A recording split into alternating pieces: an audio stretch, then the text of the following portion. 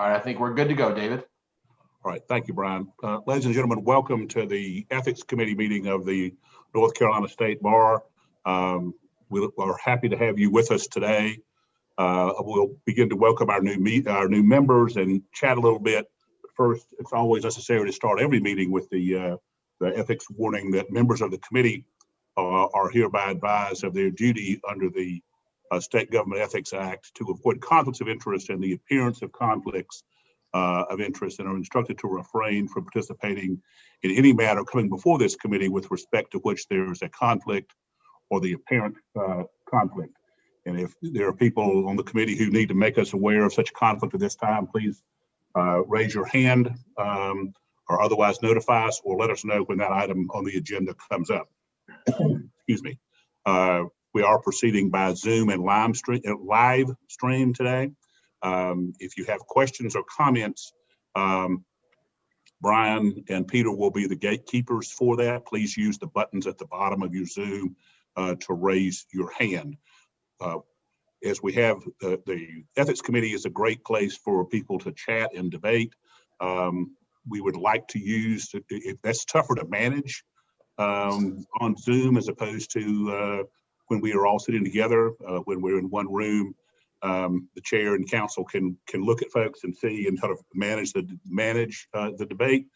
On Zoom, you have to be, if you would raise your hand so that Brian can admit you, can recognize you for the question. That will allow us to sort of manage the debate. Don't want to stifle anybody's urgent need to chat, but it just makes it much easier to ensure that we are not talking over each other on Zoom, which is frankly a cost of doing business in the Zoom age.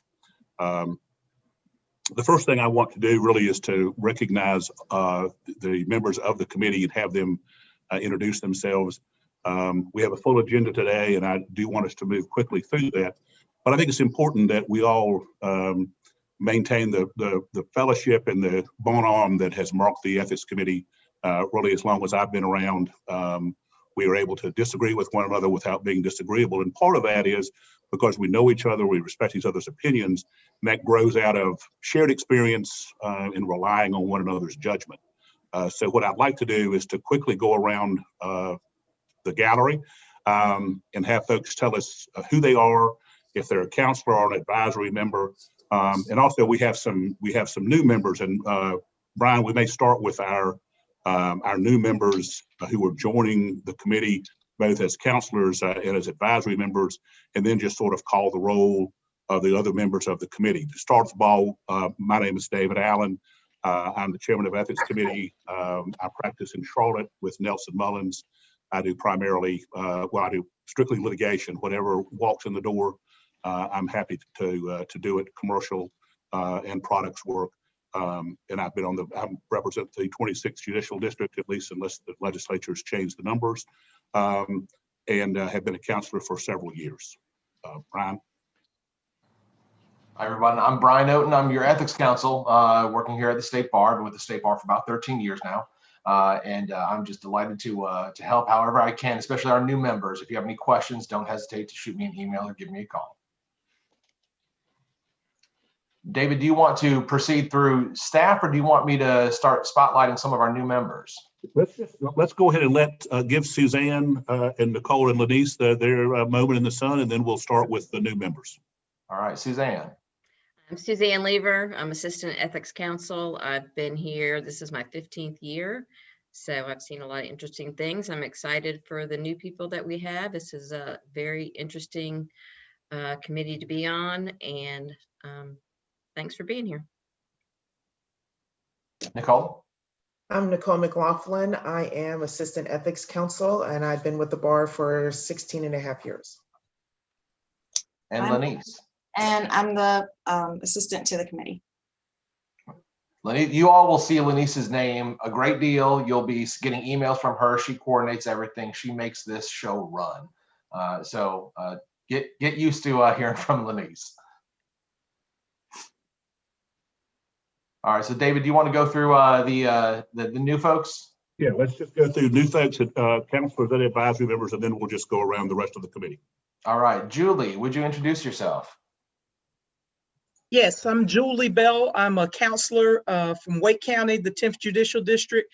It's my second year on the State Bar Council and first year on the Ethics Committee.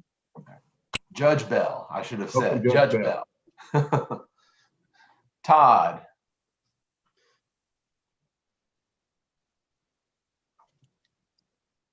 Todd, would you introduce yourself?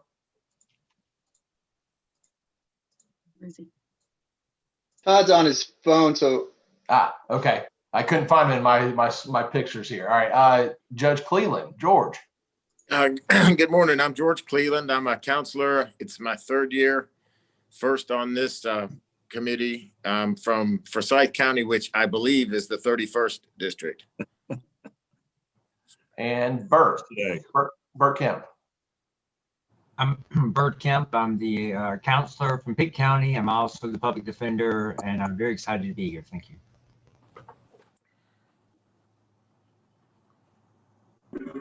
Excuse me. I don't think I saw Roy on here, so we're going to move down to, is Roy McDonald, have you joined? Roy is one of our new members, and he told me that he was not sure if he'd be able to make this meeting. So if he joins, we'll pause and introduce him. Moving to our advisory members, somebody who is new this year but is very familiar with the Ethics Committee, Bradley Bannon. Hi, everybody. My name's Brad Bannon. I represent people accused and convicted of crimes and who have been injured and whose civil rights have been violated by the police. I practice at Patterson-Harkavy in Chapel Hill. It's great to be back.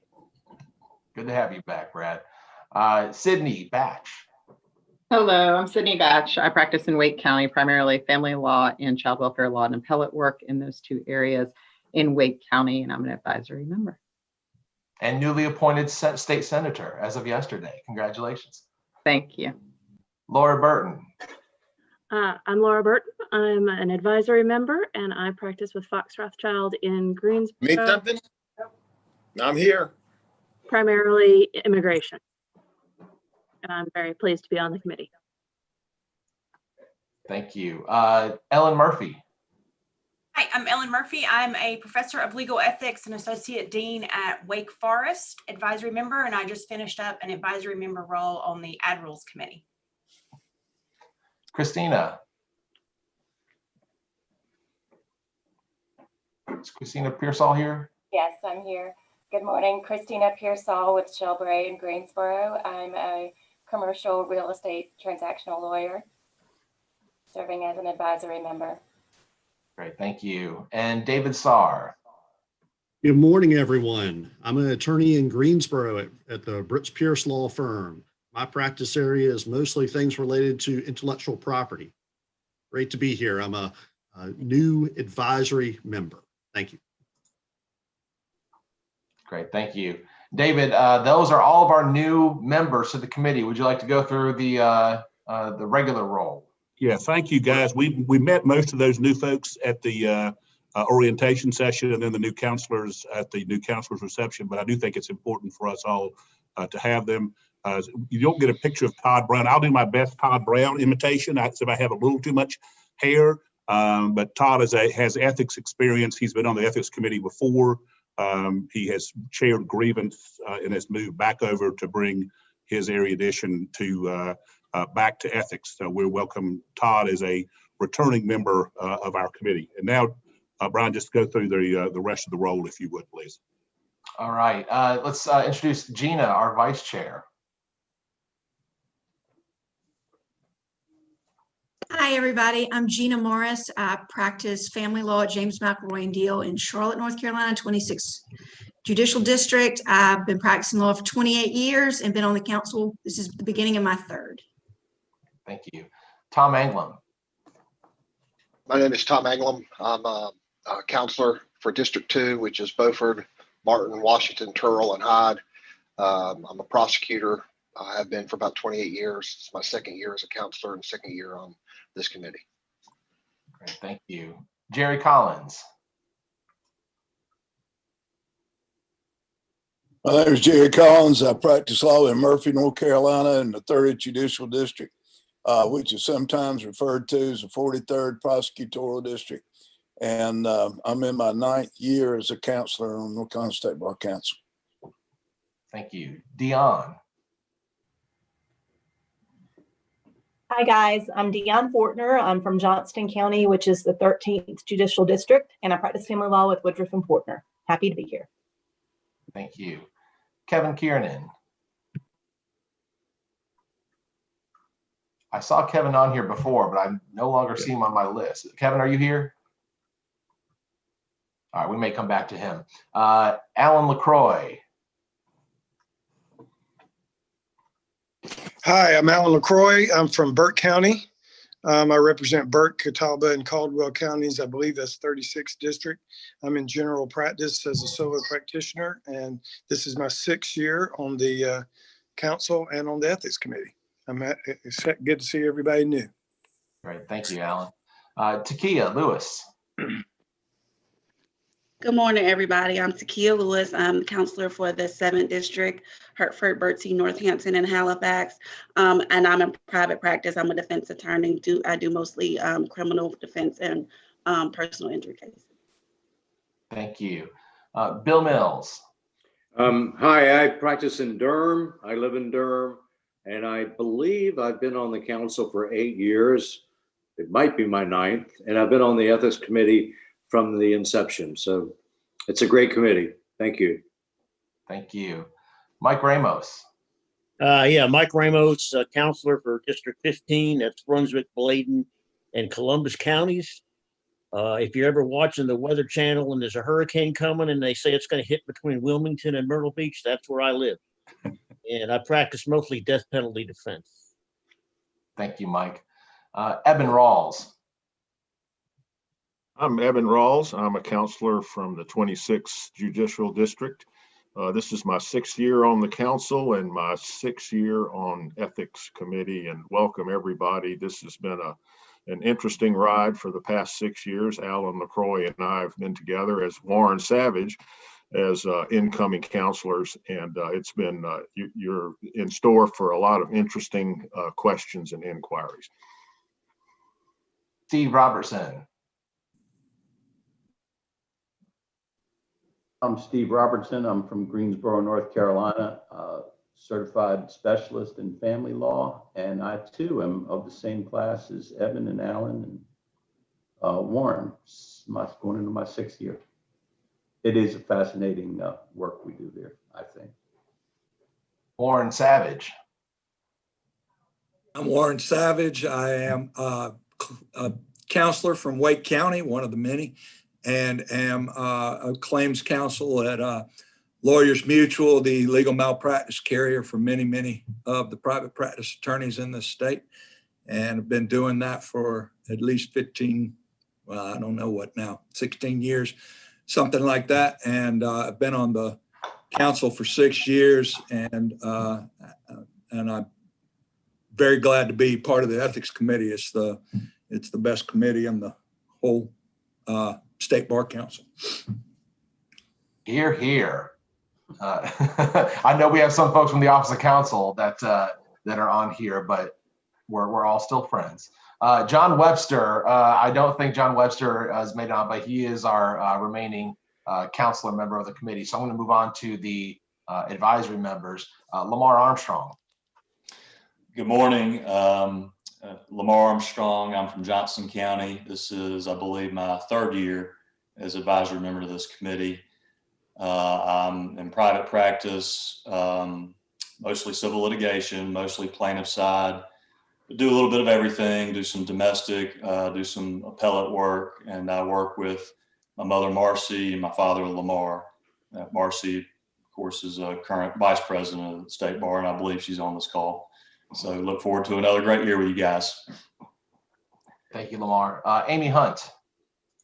Good morning, Amy Hunt. I'm an advisory member from Charlotte. I work at Offutt Kerman and do litigation, a big focus in real estate litigation. And I honestly don't remember how long I've been on this committee, but I look forward to this year. Thank you, Amy. Jack Lloyd. Oh, is Jack still here? I am. Jack is having IT issues. Good morning, Jack Lloyd. This is my 3rd year as an advisory member. I am from Wake County, and I do primarily consumer litigation with the Economic Justice Initiative of Legal Aid. Thank you, Jack. I know Robin Pendergraft is on our list, but she was unable to attend this morning. Judge Pittman, would you introduce yourself? Hi, good morning. I'm Bill Pittman from Raleigh. This is my second year as an advisory member. I'm a retired Superior Court judge, still do some work as an emergency judge and do a bunch of mediation and arbitration. All right, thank you. Ripley Rand. Hey, good morning, Ripley Rand. I'm an advisory member. This is my second year as an advisory member. I work with Womble Bond Dickinson in Raleigh and do criminal defense and business litigation. Thank you. Amy Richardson. Good morning. I'm an advisory member based in Raleigh at Harris Wiltshire and Grannis, where I do white collar criminal defense work and some ethics work. And then I suckered them into letting me teach ethics at Duke also. Glad to have you aboard. I saw John Webster, you've joined. Can we put you on the spot to have you introduce yourself?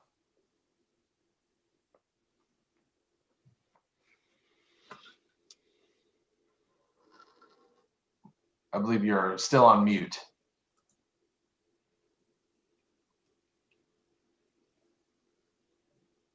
All right, well, we'll come back to you, John.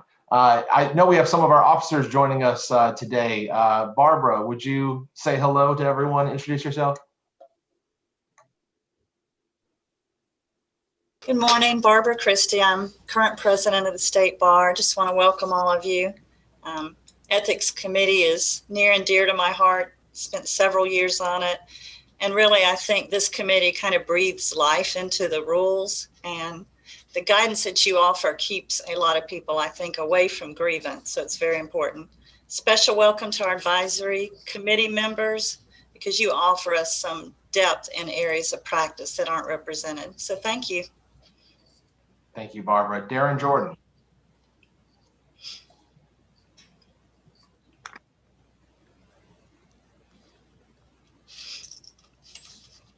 Darren, are you still here?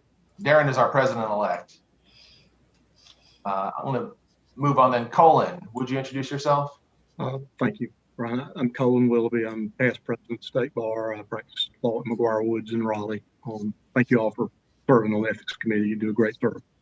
Great. Thank you, Colin. Marcy, our vice president. Good morning. Sorry I'm not on video. I'm transitioning from my phone to my computer as we speak, but thank you all for serving on the Ethics Committee. I think you'll find it a very robust discussions, and it's so extremely important that we provide ethics opinions that are very understandable and give good guidance to the members of our bar. And thank you so much for your service. Thank you, Marcy. Alice, you are here as well. Would you mind introducing yourself? Alice is our executive director. Good morning, everyone. I'm so glad you're here. I was the staff counsel to the Ethics Committee for many, many years and thoroughly enjoyed my work. It's intellectually challenging, but it also feels like you're helping people and trying to discern what's the right thing for our profession, which I think is a very gratifying thing to do. And Brian's doing an excellent job as your counsel, and you're in good hands. So thank you. Thank you, Alice. I believe Darren has rejoined us. Darren, would you introduce yourself? Yeah, I'm Darren Jordan. I'm current president-elect of the State Bar. I was on this committee for 8 of 9 years as a counselor and served as chair for 2 years, and I really enjoyed it. So I hope welcome to all the advisory members, and I'm glad to see Brad Bannon back. He is a welcome voice that we always needed, and I'm glad he's back. Thank you, Darren. And I'm going to do something a little different as far as introducing. We have a number of staff members that are here, and sometimes people from the Office of Counsel or other departments of the State Bar will attend our ethics meeting. I'm just going to quickly go through them because I know they introduce themselves all the time. I hope you all aren't offended that you don't get your moment, but I'll just tell you, we have Catherine Jean, our chief counsel, who I think you all have met from a variety of different meetings. Ann Parkin, our random auditor, our field auditor, is joining us. She'll be delivering her report shortly. Jennifer Porter and Carmen Bannon and Liza Foley, all from the Office of Counsel, have also joined us. And Mary Irvin, the director of IOLTA, is also here today. So we thank you all for joining us at this meeting. And David, I'll turn it back over to you. Thank you, Brian. And that is another advantage of Zoom, is that because of the way the meetings are scheduled, we often get additional visitors, and there's always welcome. It's great to have, particularly some of the folks in the Office of Counsel, although, you know, I'm not sure whether I want Catherine here or not to watch what we do. I'm not really sure whether that's a good thing for us or not. And I really have to apologize. Usually I try to get Ann on and off as quickly as we can so that she can get back to other duties. I do want to apologize to Ann when Brian called you sort of random. There's nothing random about Ann, except she does supervise the audits when we go out into the field. So she gives us a report every quarter about the results of the audits that she has performed in that quarter. So Ann, if you would give us your report, I'd appreciate it. Good morning. Audits do continue to be conducted remotely. Audits for the past quarter were conducted in judicial districts 27 and 29. District 27 was last audited in 2014, and District 29 was last audited in 2013. 19 audits were conducted in District 27, and 20 audits were conducted in District 29. The two most common rule violations were that 41% failed to perform quarterly transaction reviews and 36% failed to identify the client and source of funds when the source was not the client on the original deposit slip. Audits for the next quarter will be in District 13, composed of Johnston County, and District 36, composed of Burke, Caldwell, and Catawba counties. That's it. Thank you, Ann. And for those of you who are new to the committee, I will just tell you, Ann does give us this report every quarter. We audit a couple of districts to see whether they are in trust compliance. And I'm butchering what it is exactly that Ann does, but that's the shorthand. We try to help folks come into compliance with that. There's a whole office at the State Bar that helps our members take care of their audit requirements and their trust account accounting requirements. The random audits are to highlight issues that folks have and to help them address those. They're then generally counseled through the office that deals with trust accounting to try to get them into compliance. Most people are not, it's an unintentional action where they have just not been tending to their knitting as opposed to nefarious acts, although we do know of nefarious acts that occur. So when you go back to your districts, please highlight them. Ann's report is always seems to highlight the same kind of issues, which are people just not doing the kind of reconciliations and documentation that they need to do. And that's something that we always try to get counselors to mention when they go back to their districts and talk with folks. So put that on your sort of mini list of to-dos when you go back to your districts to try to remind people to get into compliance with trust accounting. If they have questions, State Bar folks are very happy, Ann and her folks in the whole office there, very happy to try to work with them to make sure that gets taken care of. Thanks, Ann. Appreciate it very much. Thank you. Have a good meeting. Thank you. We also have a report every quarter on the reports on the efforts by staff for ethics inquiries. We get phone calls from around the State Bar, from around the state into the State Bar for ethics inquiries.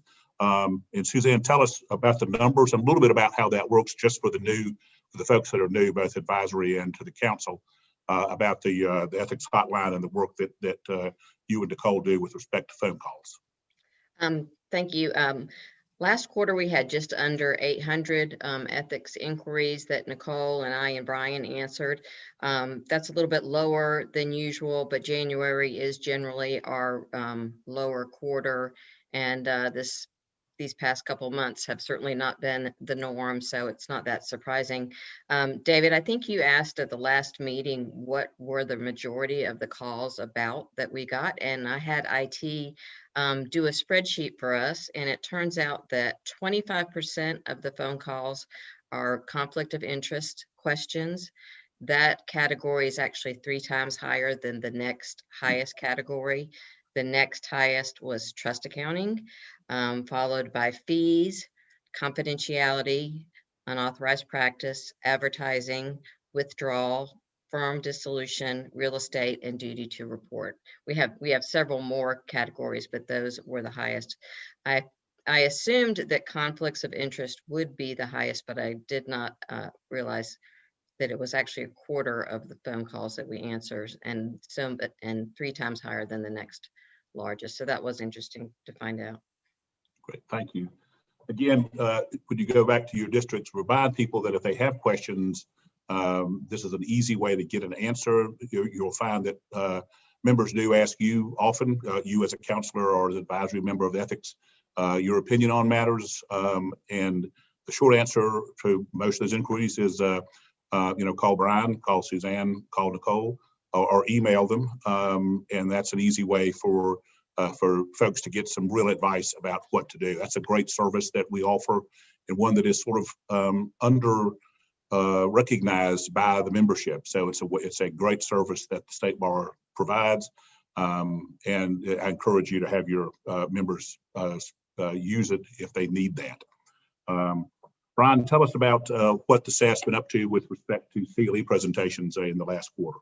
Certainly. The staff gave 3 presentations. Primarily, I provided 3 different CLE presentations over the past quarter. I think all were associated with the North Carolina Bar Association. One through the workers' comp section, talking about cybersecurity issues and our professional responsibility on the internet. And then another one where I joined a panel with Camille Stell and Jeff Kelly talking about regulatory change issues that are going on across the country, and how we at the State Bar, through Mark Enriquez's subcommittee for the Issues Committee, are studying those different regulatory change trends. And then lastly, and I forgot to introduce this individual, but he's somebody that you all are aware of. He is here on the call. Peter Bolak and I presented or recorded an hour-long presentation for the Bar Association's expert series. And we gave basically an overview of what happened with the State Bar in 2020, ranging from ethics issues that we had resolved, ones that are pending and kind of up for discussion today, as well as different rule amendments that we are looking at. So I think it's been fairly well received from what I understand, and certainly did generate some additional comments on some of our opinions, which we'll get to shortly. Thank you, Brian. Again, the staff is happy to help provide CLE. They can't turn on a dime, but if you would like to have a presentation made to your district, if you'll let staff know that, I'm sure they'll put y'all in the rotation. That is something that is a service that the State Bar will provide relevant CLE information for folks back home in your districts. Thanks, guys. That's all the administrative matters. Proceeding on now to a report on rule amendments that's on the agenda. This would be item B, the study and consideration of adopting anti-discrimination language in the preamble. This is Steve, could you give us an update about where your committee is that's looking at this issue? Sure, I'd be happy to, David. Thank you. First, I want to commend the staff on the work that they've done in this area. Brian and Carmen Bannon have basically put us through the paces in the first few meetings in terms of education, starting out with the constitutional issues surrounding speech and other constitutional concerns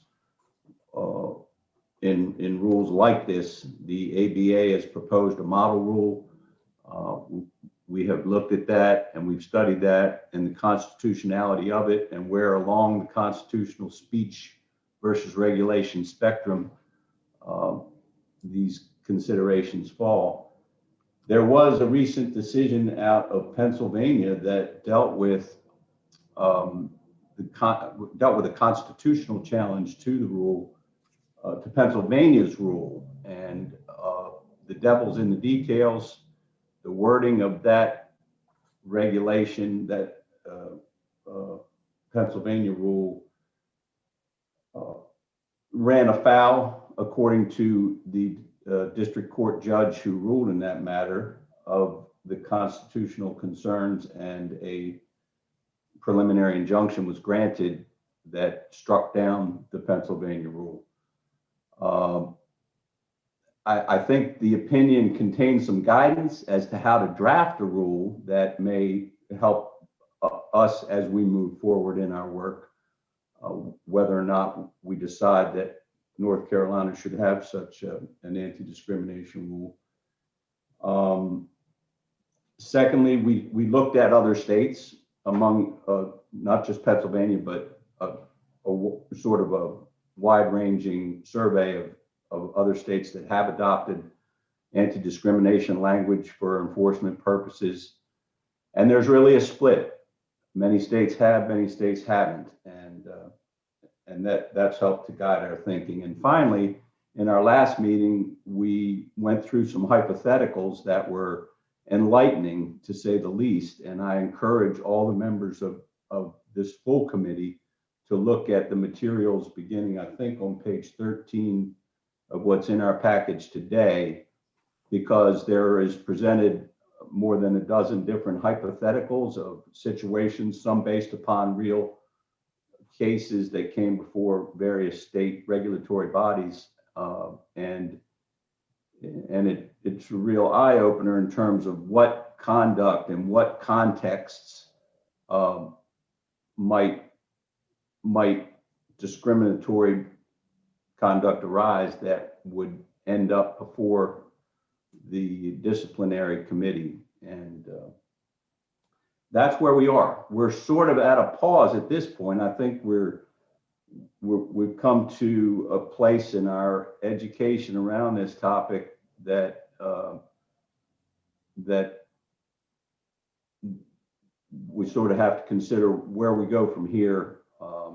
I think there has been a sort of face-off between Brian and Carmen as to let's each take a crack at drafting a rule, and they did, independent of one another, and they came at it from pretty different angles. So neither of those, I think, I'm not sure that either of those has been published. Brian can probably tell us if they have to this committee, but that's where we are. Do we want to forge forth in further consideration of anti-discrimination language that would actually be a part of our rules and enforceable by our council, or not? And I should also say that there was a separate committee formed to discuss the possibility of including anti-discrimination language in our preamble as opposed to a rule or in connection with. And so our committees also, that's been folded into our subcommittee to consider that as well. That's sort of the state of where we're at, Mr. Chair. Thank you, Steve. So no action to be taking. This is something that was just a report for us. I do think if you'll look at the materials that are there, an excellent slideshow presentation, a PowerPoint presentation put together by staff. And obviously the work of the committee is moving forward, and but no action to be taken. These are just reports from these two committees. I saw a hand over here from Tom. Yeah, and I certainly would recommend, if you're interested in watching the YouTube, Brian was nice enough to send that to me, and I've gotten about halfway through it, Brian, and I think irrespective of where we come down on Rule 8.4, there are some gaps in some of the hypotheticals put out. There's clearly some gaps in our rules with respect to certain types of conduct that should be prohibited. And I just recommend everybody watch that YouTube, the link to the YouTube feed for that purpose and for the purpose that Steve mentioned as well. Thank you. Thank you, Tom. Any other questions? We'll proceed on to report. I didn't see Branny. Is Branny with us today, Brian? I believe he is. Branny, would you like to deliver a report?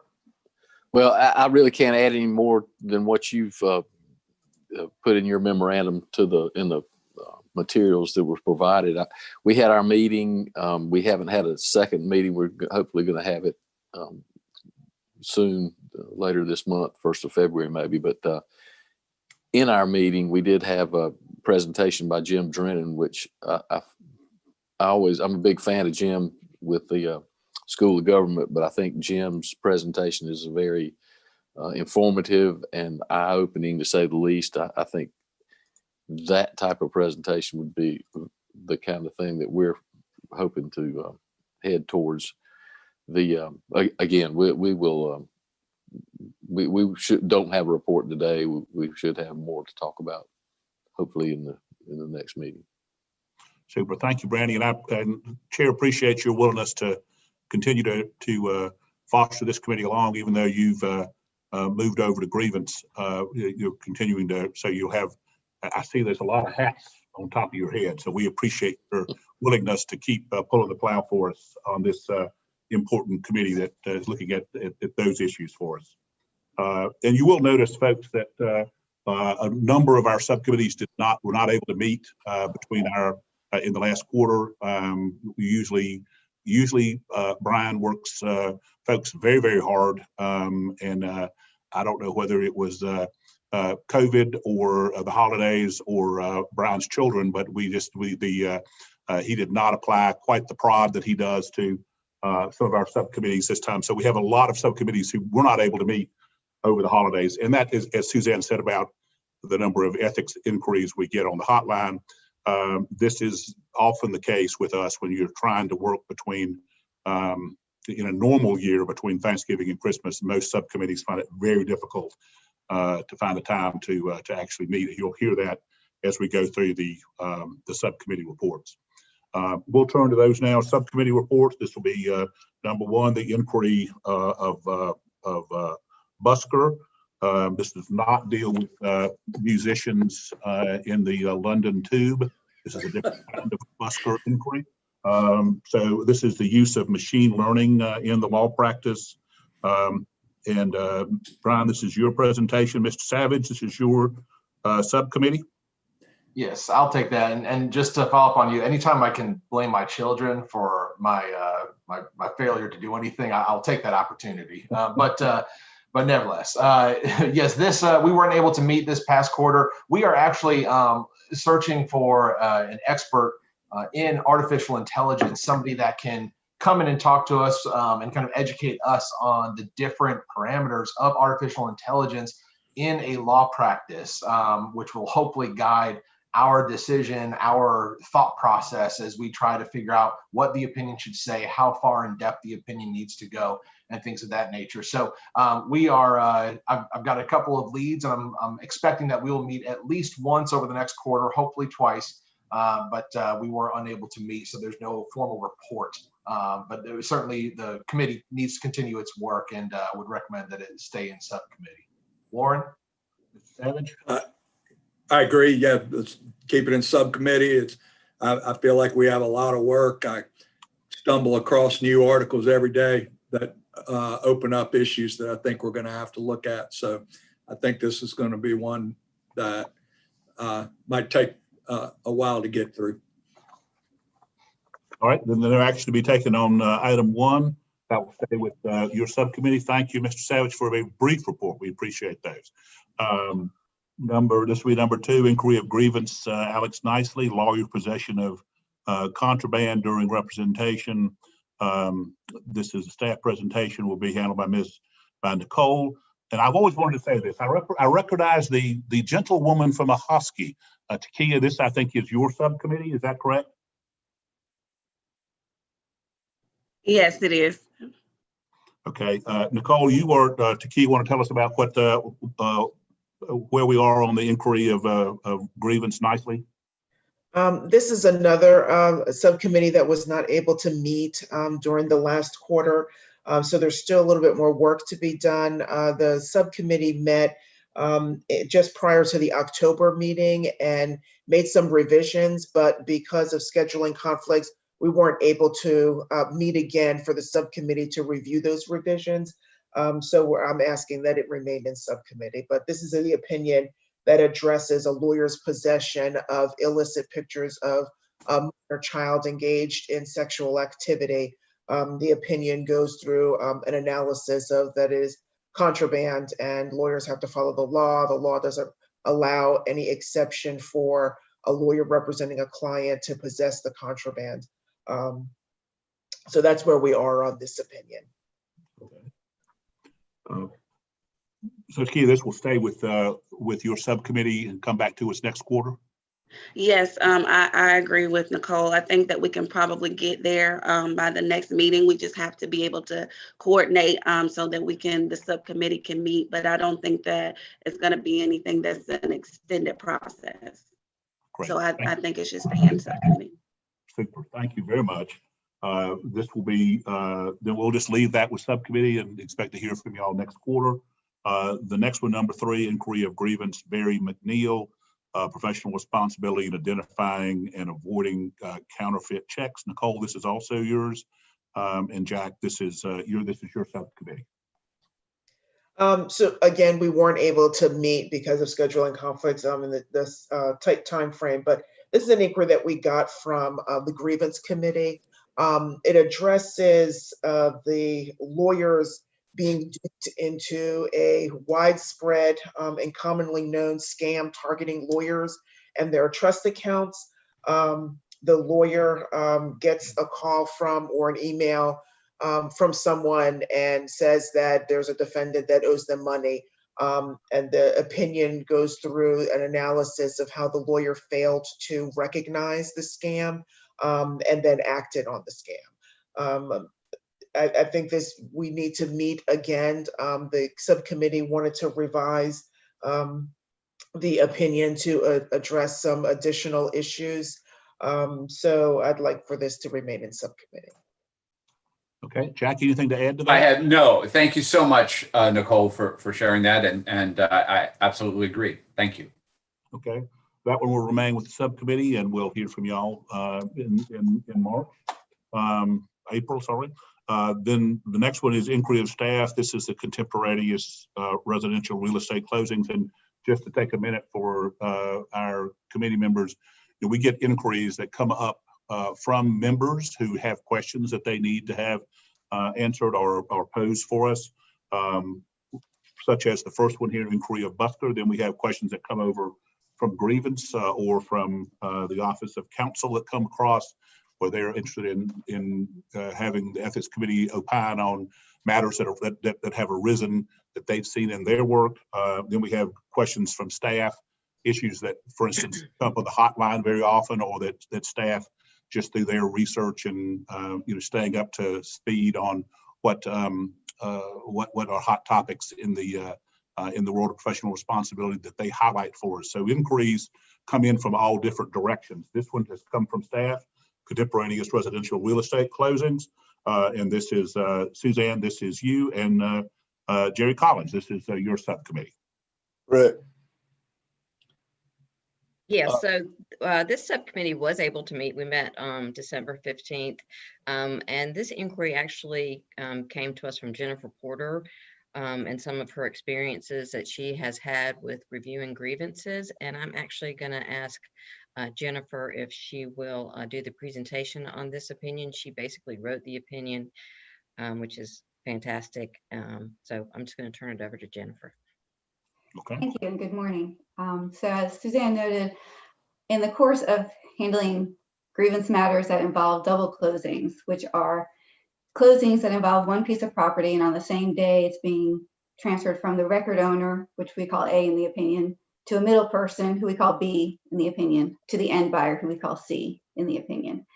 And issues arise with conflict of interest and communication and funding, because typically B doesn't want to put their own money into it. They want to use C's money to fund B's purchase from A. So that raises a whole host of issues.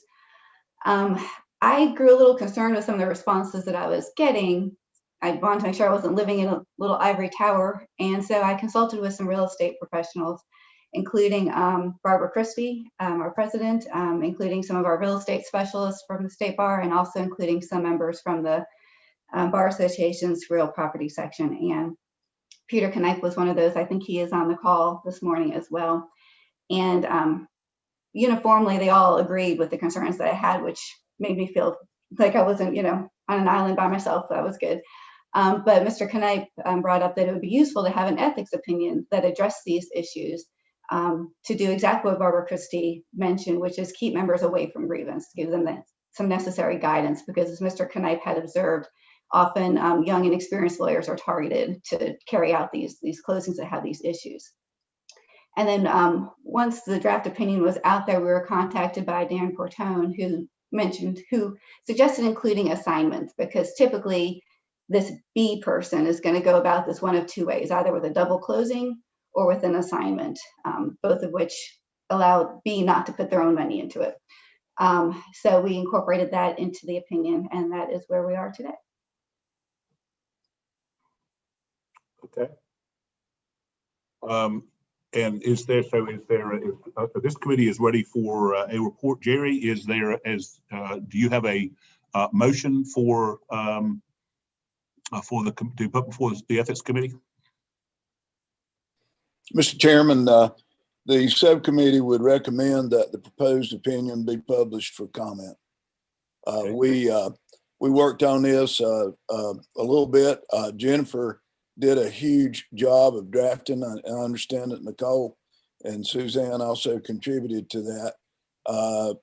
And we also had input from Dan Portone, who is an attorney in North Carolina, who is not an advisory member nor on the State Bar Council, but he was very giving of his time. And his work led a lot to issue inquiry number 7. But we feel like that it's ready for publication. All right. Is there a second for the motion to publish? I'll second. Okay. Thank you, Amy. Now discussion. You have the matter in your materials.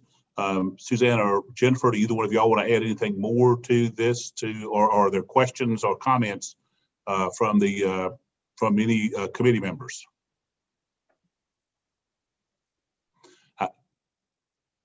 I don't see any, Brian. I know we had some visitors to pop in, and I don't know whether we know about which matter they are here. But if they are folks who are not on the ethics committee who have interest in this and want to speak, this would be the time. The way we try to do it, folks, is that we will have, once we have a motion, we'll have the ethics committee members who have inquiries, questions to ask their questions, and then folks who are visitors or have special standing who are interested in this topic, if they want to chime in on it. So this is a good time if people are here. I thought I saw some folks who I thought might be interested in this inquiry.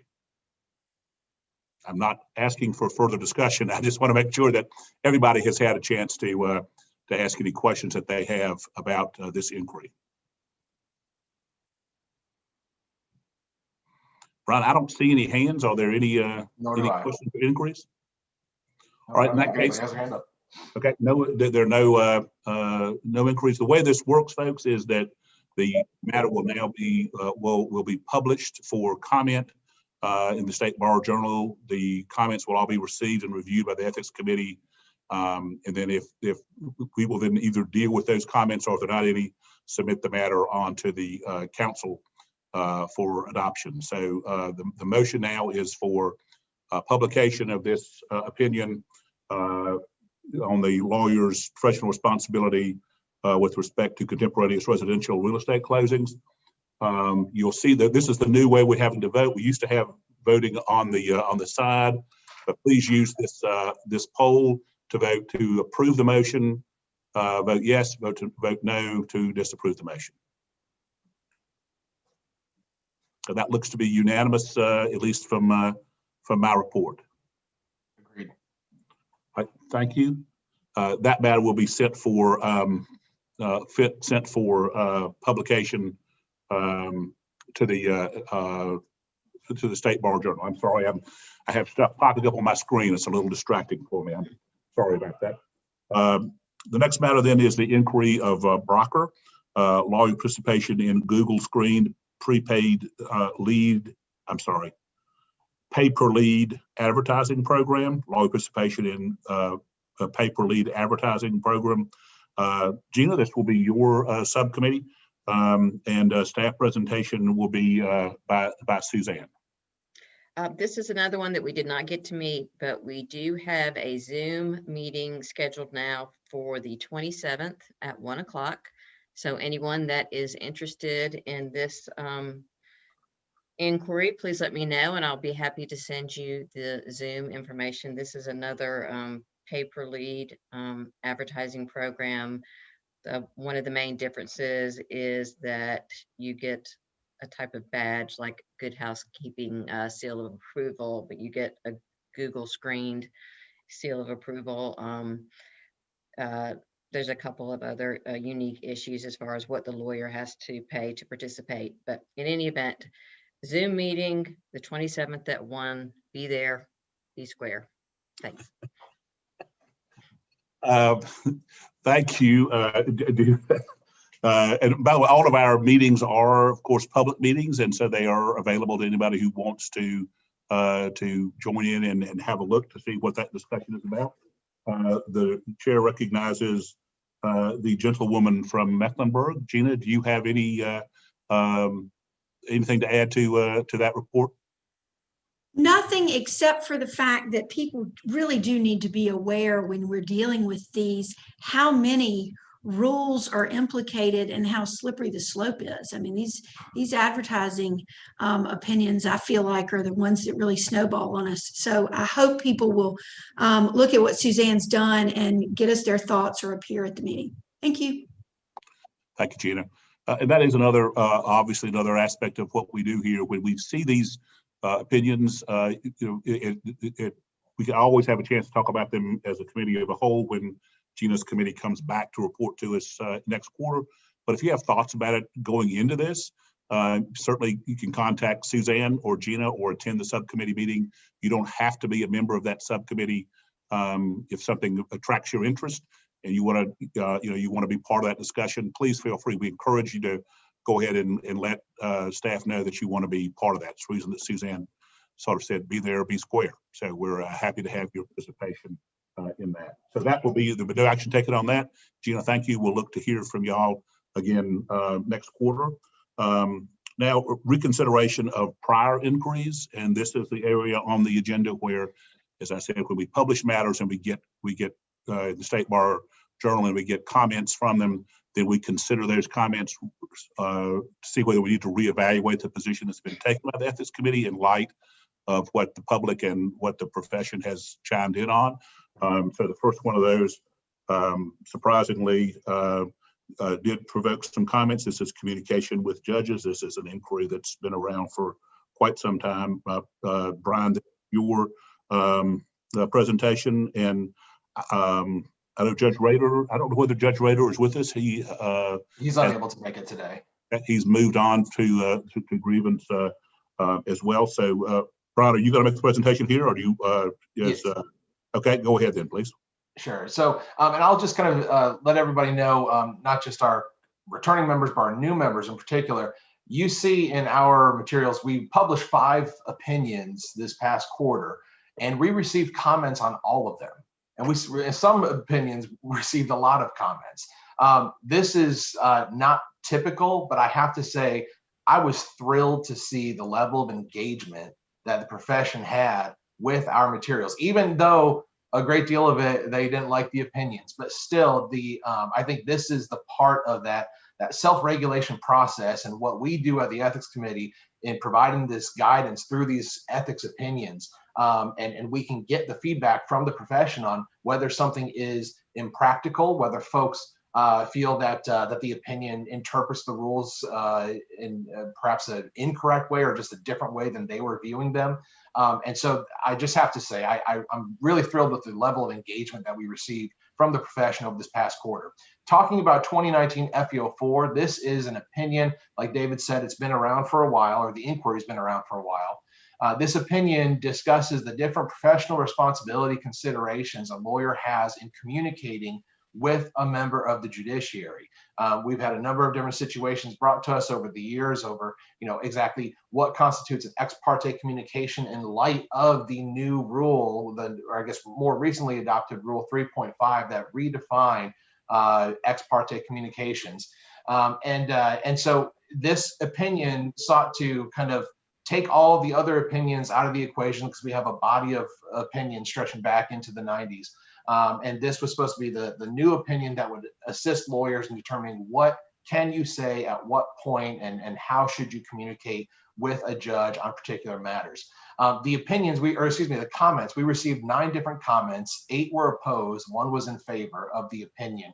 But the comments really kind of provide some different ways of looking at Rule 3.5 and some of the what they call, or what they would term the impractical sort of results or impact of the opinion on the practice of law in North Carolina. So in light of the comments, it would be my recommendation that this matter go back to subcommittee for further study and consideration of these comments.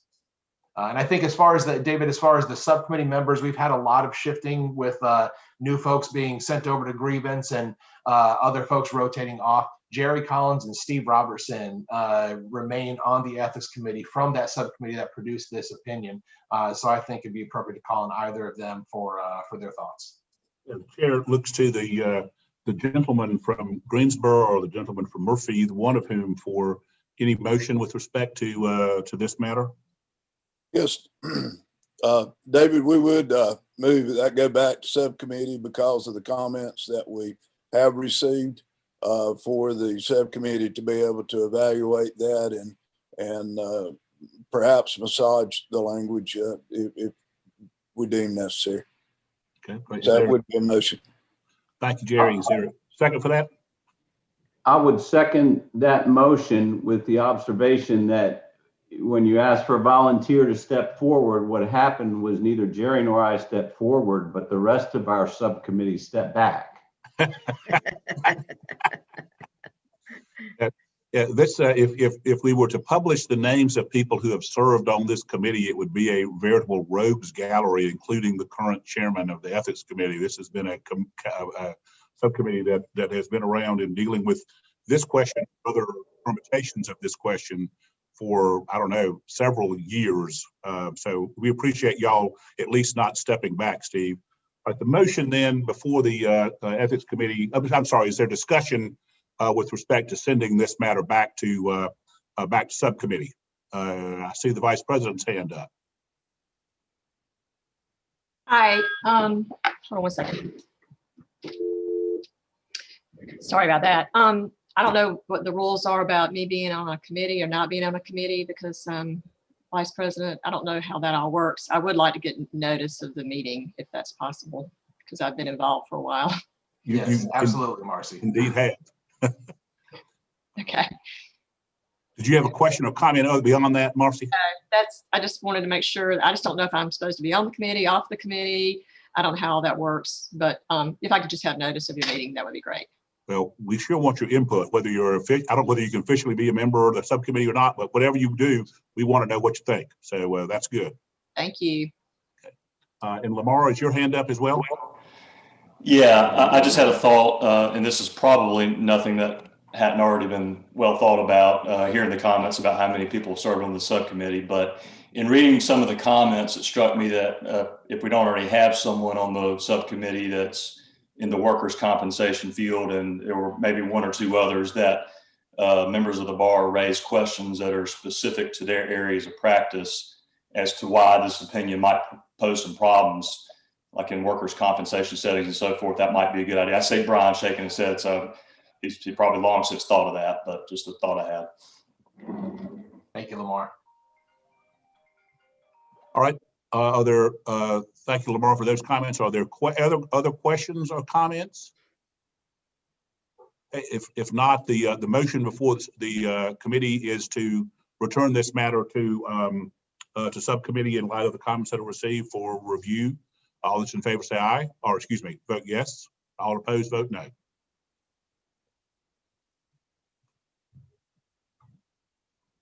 All right, that appears to be unanimous to return that to subcommittee. We appreciate that. And we'll see what results from this inquiry as we move forward next quarter. Okay, the next matter is also a prior matter that's been published previously. We received comments on the responding to negative online reviews. One comment was received on this. This is Suzanne, your presentation, and Gina, we're back to you now for this subcommittee. Yes, this opinion has actually been published twice for comment, and after the first publication, we got several comments. It was sent back to subcommittee, and the subcommittee considered those comments and made quite a few edits and additions to the opinion. It was then published again after the October meeting. This time we just got comments from one attorney, Jason McGrath, but he did make several points. A couple of them, I think we should consider making his suggested changes. And also, I think Amy Richardson emailed me this morning that the ABA just came out with an opinion on responding to negative online reviews. I haven't really had a chance to look at that, but I looked at it really briefly, and it seems to be pretty much the same as what we have. But I think I would like to suggest that we make two of the edits that Mr. McGrath suggested. They're very simple, and then I think it would have to be republished again, but then I don't anticipate hopefully any activity after that, but you never know. Suzanne, did you want me to display the proposed edit? Yeah, you can, Brian. I think that Gina suggested that was a material change, but yeah, one of them has to do with distinguishing between prospective clients and non-clients. The opinion talks about responding to negative online reviews, and it goes through and it talks about different scenarios, such as former clients, non-clients, and prospective clients. And inquiry number 2 deals with non-clients, and inquiry number 3 was supposed to sort of deal with prospective clients, but it didn't actually include a definition of prospective clients, so it was kind of confusing between 2 and 3, and Mr. McGrath suggested that we make that clearer. And so, Brian, if you want to throw that up there, I did come up with a proposed edit. Do you see the? I'm sharing my screen. I don't see it. I can see it. I have it. I can't see it. Can y'all see it? Yes. Okay, Gina, before we get into this, Gina, do you see make a motion with respect to this, Gina, so that we can get this in front of the committee? I do. I have a comment first, and that comment is that for those of you who don't yet know how good the work is that Suzanne and company do, she gets these things, and it's just I'm always so impressed with the way they can hone in and make these clarifying changes and kind of nail it. I think that I do believe that even though the distinction between a client and prospective client is probably obvious, that it probably is a material change, but I also believe we're going to have to go back to, we're going from good to great on this one, I think, but given the fact that the ABA issued an opinion this morning that no one has seen, even though I believe 3 of our 4 committee members were fine with what Suzanne did last night, we still need to go back to the subcommittee to sign off on all this and review the ABA report. So my motion is to go back to subcommittee. Okay, thank you. That's the motion, is to return to subcommittee. Is there a second for that? I'll second. Okay, thank you. So now, is there discussion on the motion to return the matter to subcommittee?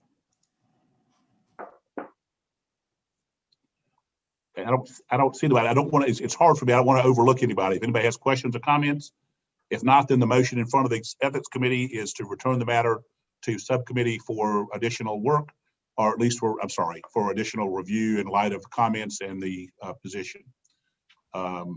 Please vote yes or no with respect to returning this to subcommittee. Looks like that is a unanimous to return that to the subcommittee. Thank you. That will be returned to subcommittee. Gina, thank you. And it's nice of the aviator to weigh in on this just before our meeting. So good of them to do that. So thank you very much. We'll expect to hear back from y'all next quarter. The next matter then, the next matter on the agenda then is to look at 2020 FEO2, advancing client portion of subsection.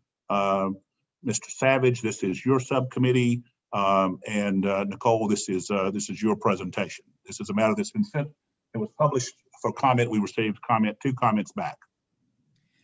Yes, this is an opinion that was published last quarter.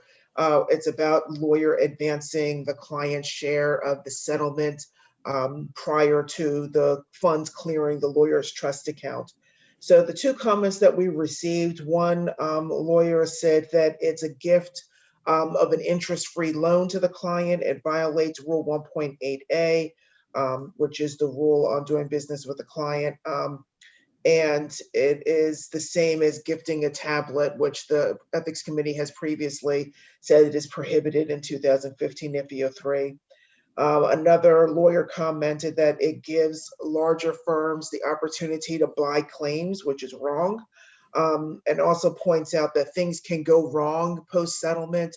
The lien amounts can change. The insurers or the defendants can go bankrupt. The release is rejected. There's other areas of things that could go wrong, and it makes the lawyer adverse to the client. These are all issues that the Ethics Committee, that the subcommittee addressed and is covered in the opinion. So I'll leave it to Warren and Jack, who are lone remaining members of the subcommittee, after the changes had been made, to let you know if they think that we need to go back to subcommittee. Right, Mr. Savage, it's your committee, I believe. Yes, I agree wholeheartedly with everything Nicole said there. The opinion is really narrowly drawn. It's going to be incredibly rarely used, I think, and it is. I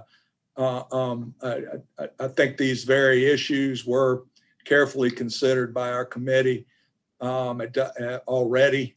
And I would move that we send it on to approve for sending it on to the council for approval. Is that what do I do? For adoption. To the council for adoption. That's the motion by Mr. Savage. Is there a second to that?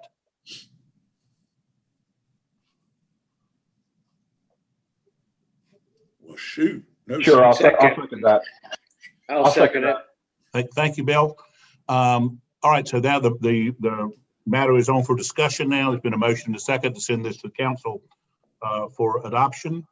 Are there comments or questions? Okay, seeing none, this will be then the matter before the committee is to send the matter on for adoption. And this is how the process works, folks. The matter's been published. We received comment. The Ethics Committee looks at the comments, sends it on now, and if the council were to vote on this tomorrow, this an adopted opinion. All in favor say aye. That looks to be unanimous.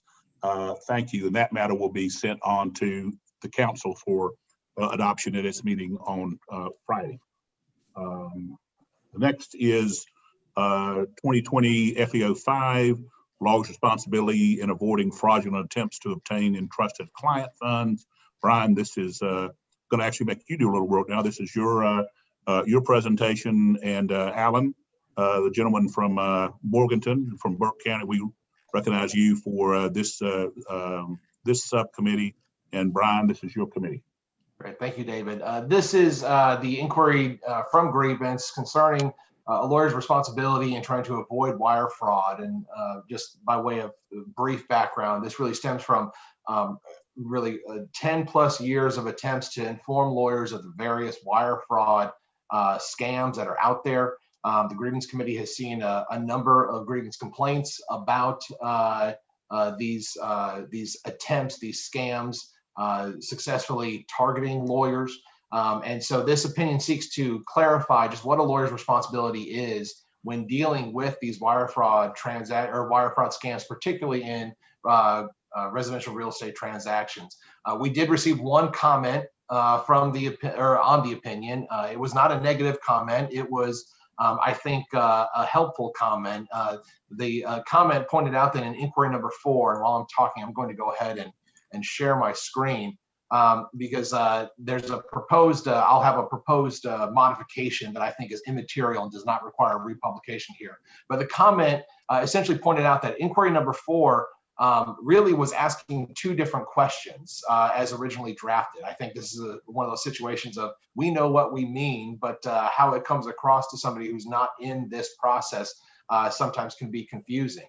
So the original question was, must lawyers still warn buyer about dangers associated with wire fraud, or may lawyer rely upon a third party's warning or information previously provided to the buyer? This is dealing with the question of basically if the buyer receives additional warnings about wire fraud from someone else, is lawyer allowed to just kind of say, well, you know, I know that my client has received these warnings, so I don't need to do anything about it.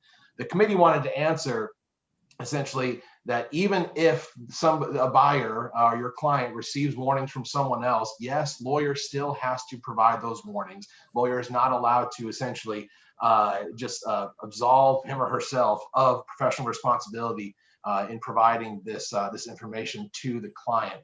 So what I recommend here, based upon this comment, which I think is a very valid point, is just a simple amendment here. As you can see, my suggestion is to essentially eliminate the double question that really requires a double answer by just focusing on what was the intent of the subcommittee. And again, I don't think this is a material change. I don't think this requires republication. The amendment would simply end inquiry number 4 with, must lawyer still warn buyer about the dangers associated with wire fraud in light of the third party's warning / information previously provided to buyer. I think it clarifies the question and matches the answer that is contained in the published opinion. So that'd be my recommendation, to send to council with this minor and immaterial change.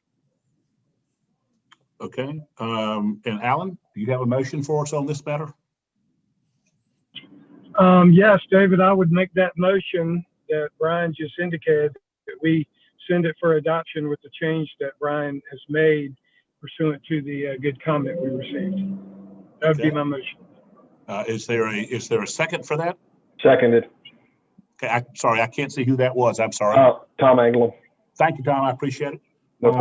So now discussion on this, and folks, let me tell you, when we publish a matter, if we get a comment that points out a question that or a change that needs to be made, that's a clarification or a fairly minor change, and the ethics committee does not see the need to republish because the change does not really alter the impact or the holding, and it's not a material change, then we are authorized to go ahead and submit it to council without republication. If, however, the ethics committee thinks that the change is something substantive and requires us to resubmit the matter for publication, we can do that. So in this, it is the opinion of the subcommittee that this matter does not need to be republished, and therefore will be sent to the council on Friday for adoption. Discussion on that motion to send to the council for adoption.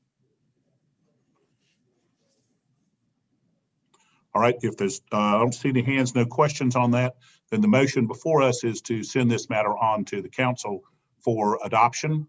All in favor say aye, and opposed say no, please. All right, that appears to pass unanimously. So that will go on the agenda for the council tomorrow for adoption by them. The last matter for reconsideration by the committee is the commenting publicly on client information contained in public records. This is 2020 FPO 6.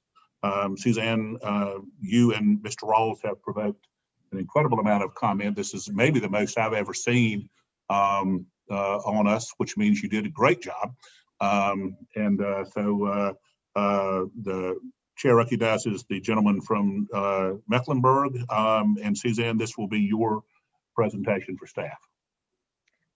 Yes, as David said, we did receive a lot of comments on this, which I think is a good thing. I think engagement of any type is great. I think it has made a lot of lawyers more aware of the process and the fact that we do publish opinions for comment. And so I am really happy to receive any and all comments.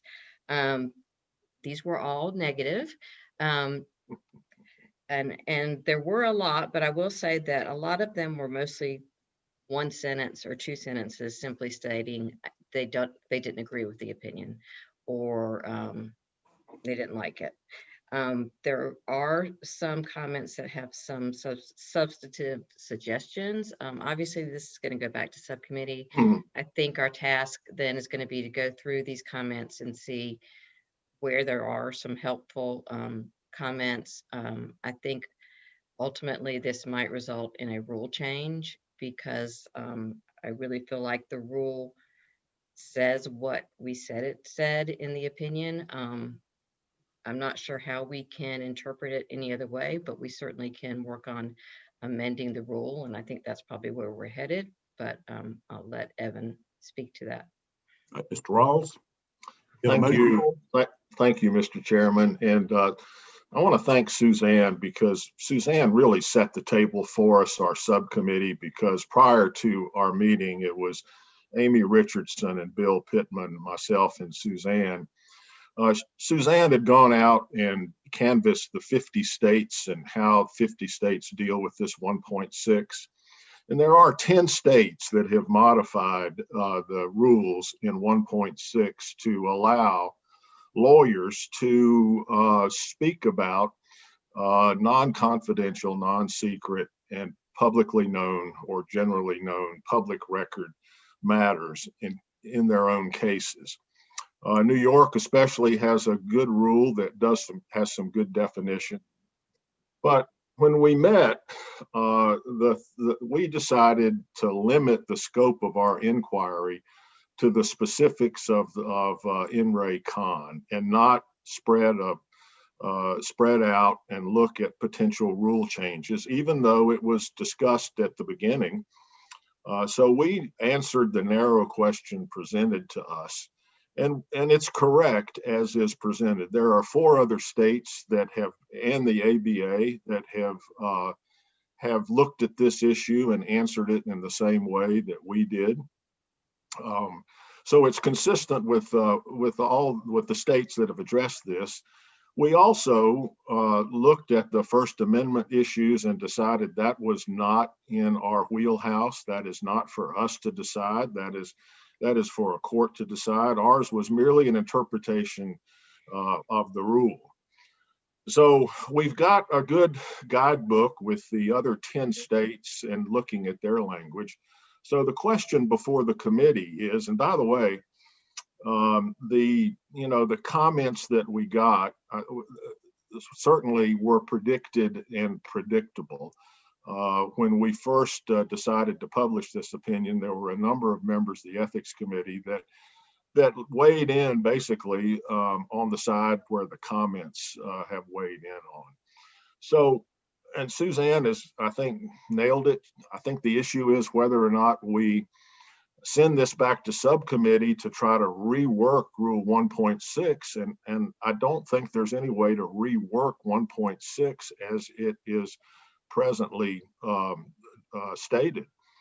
So the issue is whether or not to send it back to subcommittee to look at rule changes to 1.6, 1.9, and 1.18, current, former, and prospective clients issues, or whether to create a new subcommittee to look at a rule change or rule changes in those specific rules.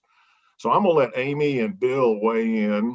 I think Amy and Bill, when we discussed this issue, we came to a consensus, and I think this is Amy's words. Amy said, the information a lawyer acquires in the representation of a client is the client's information. It is not the lawyer's information. And that is basically at the heart of the interpretation of Rule 1.6 as it is interpreted in the narrow inquiry of Kant. So I'm going to throw it over to Amy and Bill and let them weigh in. The first thing we're going to do is have a motion. Evan, do you have a motion for us one way or the other? Before we discuss this, we have to have a motion of some sort.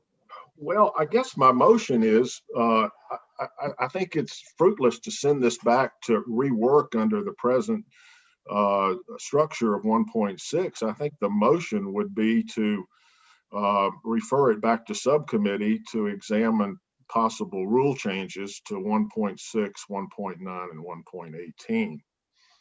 So the motion is to send this, that has been made, is to send this back to subcommittee. Now, is there a second for that motion to send back to subcommittee?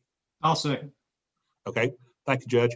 Because so now we can have discussion on that. And Amy or Judge Pittman, do y'all have comments to make with respect to that?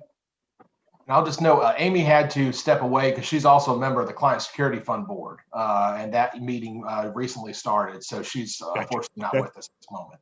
I don't have anything to add to what Edmund had to say. I echo what Amy said. That was the consensus of the committee, and that's where we left it, where it has to lay unless this motion passes. Okay. Well, I think that's, then it seems to me that all doors would be open to the subcommittee to make further recommendations. If the solution is that the rules dictate that this be the opinion, and we think there ought to be further study of the rules, then that subcommittee would be in a position to say, we recommend we look at a rule change. Staff could then look at that and see. But if this is where you think we are, I think that in light of the number of comments, the sending it back to subcommittee is probably a wise thing to do for y'all to then look and see where we go from here. It may be, as you say, that this is, that under the rules, this is what's dictated that has to be done. People just don't like that, and that's sort of the way it is. But other questions or comments by the Ethics Committee with respect to the motion, which is to return this matter to subcommittee for further action? See, Jack has his hand up. Okay, Jack? Yes, I do. Thank you very much for taking that. So I'm sure it's no surprise that I did have a comment on this one. My boss, George Housen, was one of the responders to this situation. We are in a little pickle with legal aid, of course, since LSC, who gives us more than 40% of our funding, requires us to produce to Washington certain answers and responses to what kind of cases we're handling. Of course, we've always done it confidentially. We don't turn over client information, or confidential information, but this would address it. So my only question just is, just so I'm clear on this motion, nothing is going to happen with this until we go back and we look at it in subcommittee. Now, I don't know if because of my position, I would be conflicted out of any participation in that subcommittee or to be on that subcommittee, but I sure would love to present at some point some of the which we don't want to drill granularity in this meeting, but I could share with the committee or share with the subcommittee the requirements that we have by LSC to get our money. So you have a sense of what it is, that the kind of information, the kind of public data that we are required to turn over to be funded. So I don't know if that would be helpful or if I could be helpful in any way with that.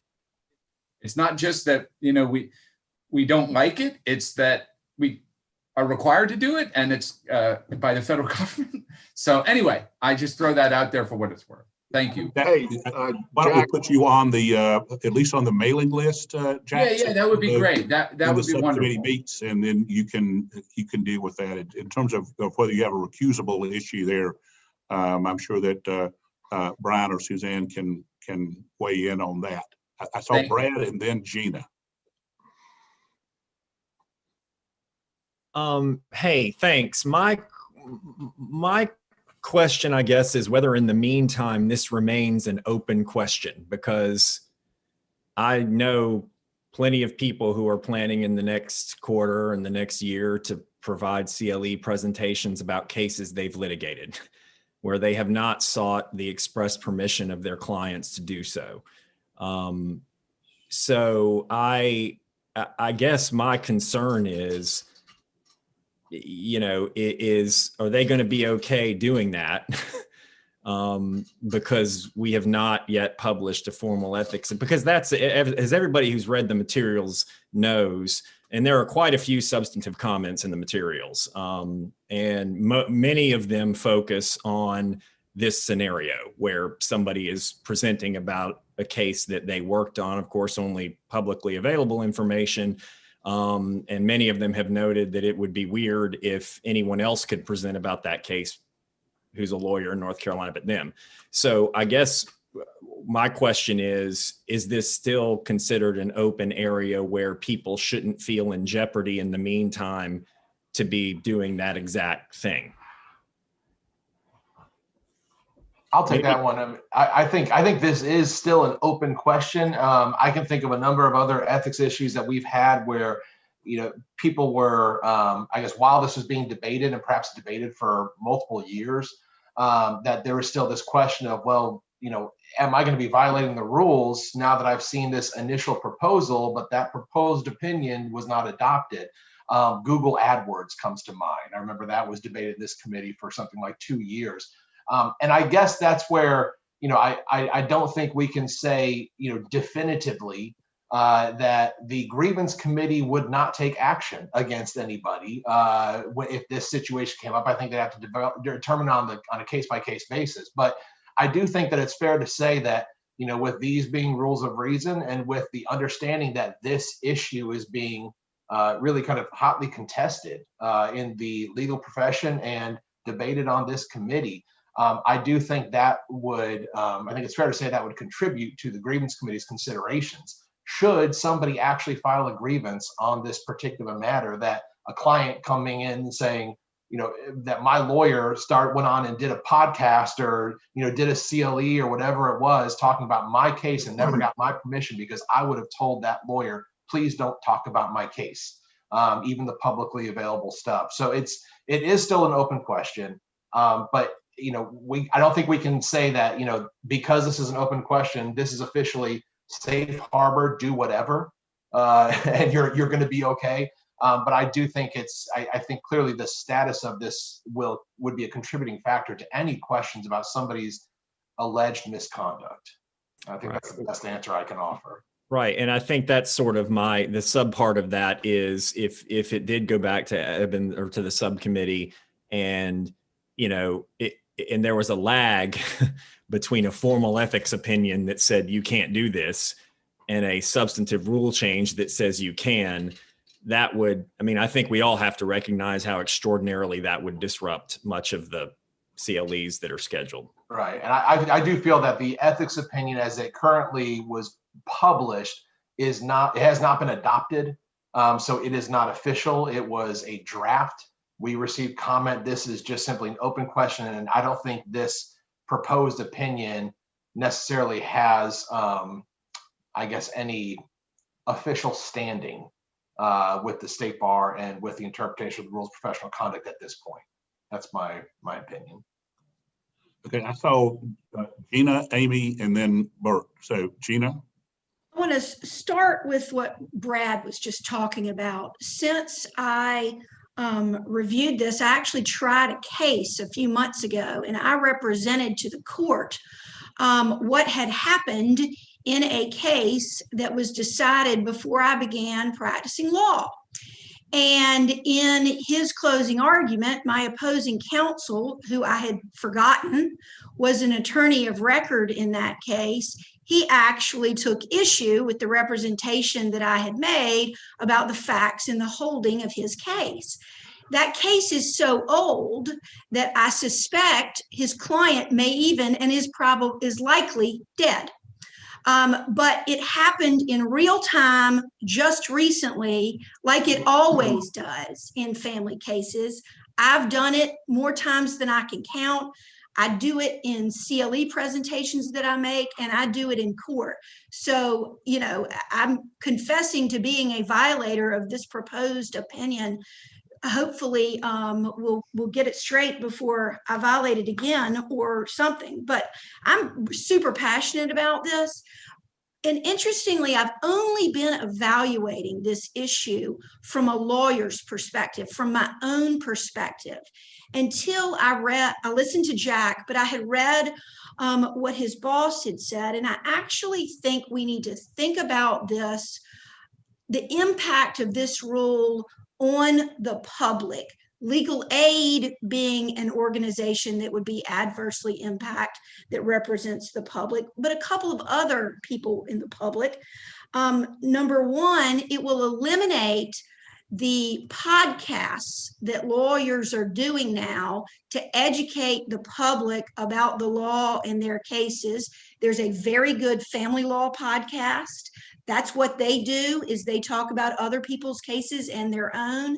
Sarah Lincoln and Trisha Durr are talking about doing a Mad Mal or a Defense Bar podcast. It will eliminate their ability to talk to the public about their cases and their experience. It will preclude lawyers from using our experiences in other cases to help new clients with the same issue by referring to our old cases to the court. So it's really going to impact the public as much as it is going to impact lawyers like me who like to tell war stories.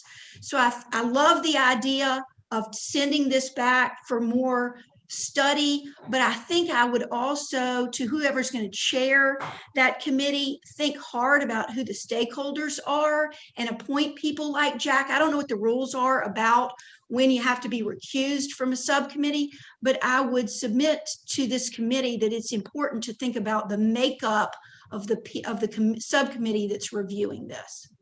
Rant over. Thank you. Yeah. Okay. Here, here. Lineup now is Amy, Bert, and then Eben. I will say that Gina has put her finger on something that I should have said in the beginning of this, is that, of course, the public is really our concern in this matter, not just this matter, but in all of our work, that our job is not to protect lawyers, it is to serve the public and to protect the public. So we need to keep our eye on that ball, not on this inquiry specifically, but on all the inquiries that we make. That's the constituency that we need to look to protect. Okay, Amy, Bert, and then Eben. Amy? Thanks, David. I echo everything Gina just said. And I would say, in terms of Jack's conflict, I venture to say 90% of us have conflicts. I'm a violator. I've taught a bunch of CLEs, and every time I talk about cases I have personal knowledge about, because that's the subject matter I'm talking about. I heard a lot of comments from folks who knew I was an advisory member about this one. The problem is people have been violating the rule forever. So it's not this pending opinion will make them violate the rule. They have been violating the rule, myself included, because I think the rule needs to be reconsidered. I think in looking at the public, speaking of real-time examples, I have clients the other day who called me and said, we hear that lawyers go and talk about their cases to educate other lawyers. Will you please talk about our case? I mean, that completely random out of the blue, but they called me because they think their issue is so important, they want other people to know it. And I'm not divulging personal information or private information. It is all in the public record. And I think we have to consider all of the goals of the bar and this committee. And it is the public, it is lawyers, it is educating lawyers, and keeping us all, not setting us up to create ethics violations. And I think the rule as currently drawn sets up the bar. I'm happy to serve on this subcommittee if you need people. I don't know that I fall into any of the categories, and I'm a violator. But if you need help, I'm happy to serve. Well, I will tell you, Amy, thank you. Confess to the world, I'm a Baptist, and in the Baptist theology, you got to know sin to fight it. And I've been trying to gather as much knowledge as I can about that for the last 50 years. So I feel your pain. Bert, David. Yep, I'm sorry. David, I was just going to I know we were kind of hitting a lot of the same things, and I want to clarify one aspect of the rule just to set everyone's mind at ease. The rule really talks about comments or just divulging information about specific clients. That's saying, I represented John Smith in this case, in this particular court, and this was the issue that he was facing, as opposed to talking very generally about, I had a case a couple months ago with a first-degree murder client, and this was an issue we ran into. Hypotheticals are still fine. They have been fine. They're recognized in our comments as being fine. This really kind of came down to the issue that was presented to the Ethics Committee was one specific case that I guess folks wanted to hear from the lawyer that handled that very specific case, talking about what happened in the, I guess, the advancement of the case through the appellate courts. And the client asked the lawyer to not appear publicly and talk about the case, identifying that individual and things of that nature. But I want everybody to feel comfortable when you're doing this, you're scheduled to do a CLE in a couple months. You want to play it safe. Just say, you know, let's call this particular person wife and this person husband, or client A, client B. That's the hypothetical that's recognized in 1.6. So I hope everybody doesn't feel just, you know, dredged with I've been violating the rule forever. I'm guessing you probably haven't. But you've been okay, as unless you're saying, well, you know, yeah, I represented Jack in this thing. Let me tell you what Jack did. That sort of thing. I think it's the case law updates. Yeah. That's where you run into problems. It's when you're doing the case law updates, which is I have done a lot of those. And if I had one of those cases, I talk about it. And I don't talk about what my client said privately to me, but I may talk about what happened at the trial court level that isn't in the appellate opinion. Absolutely. Yeah, I mean, Amy's case is right. The truth is, most of us, if you have any kind of a high profile case, you get called on to be on a CLE panel because they want you to talk about that case. I won't single out a member of our advisory panel who's on here, but, you know, I saw a guy that we know who was on 30 for 30. And, you know, I mean, it just, you know, it didn't say anything bad, but, you know, I mean, it's just one of those things. And so when he had permission. Oh, well, that guy was also much younger looking. Yeah.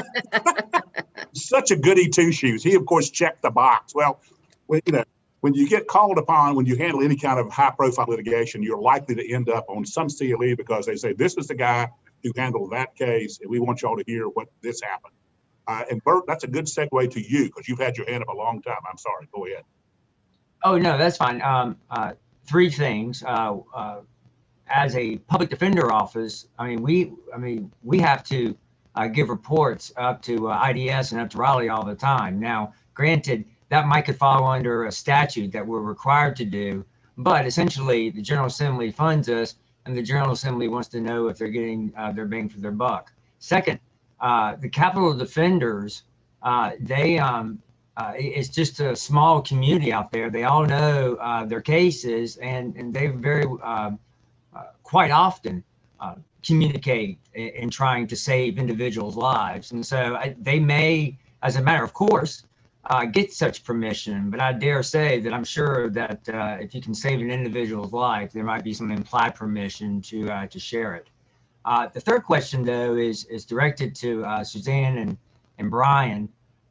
Is there a problem in the sense is that are we getting lots of cases, calls from clients jumping up and down saying that please tell my attorney to stop talking about my case? I was just curious about that. Thank you.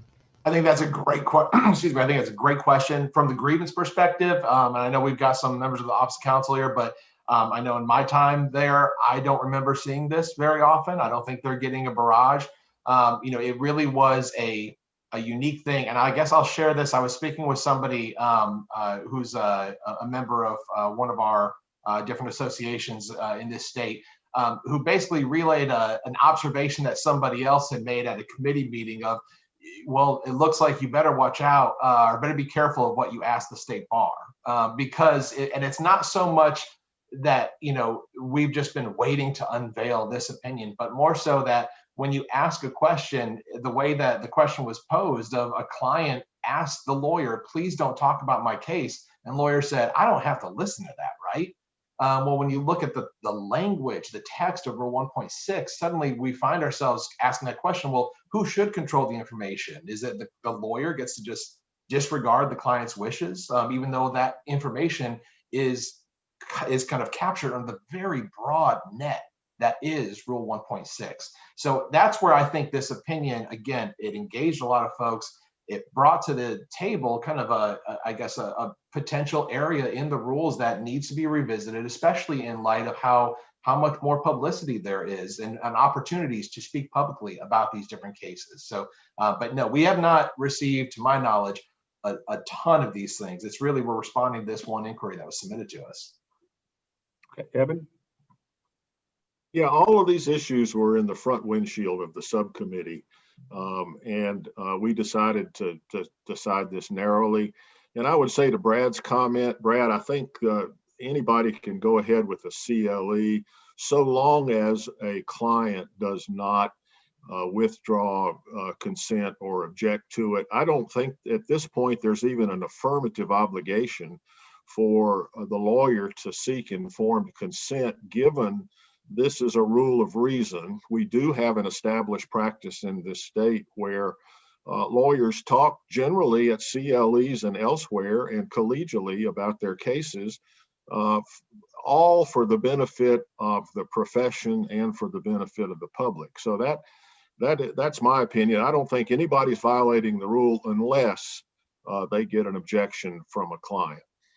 And I will say that it was originally, I think I wanted to charge forward and start changing the rules, but we had a consensus to decide this narrowly, which and we expected a lot of comment, and we got a lot of comment, and it's very helpful for us going forward.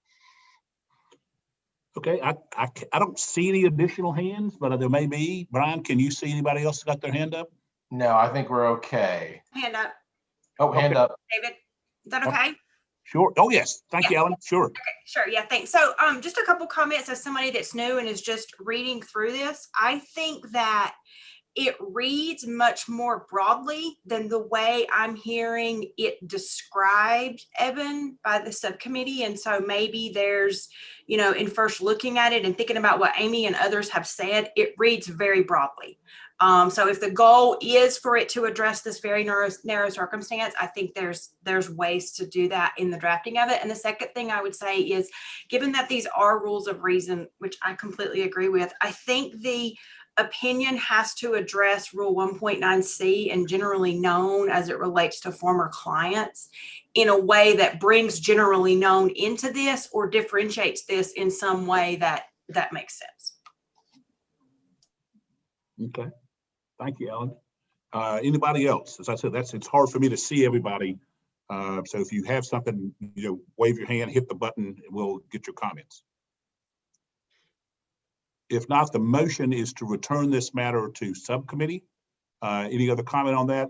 If not, please vote in favor or against that motion to return the matter to subcommittee. I have that as passing. Thank you, folks. Thank you, Evan.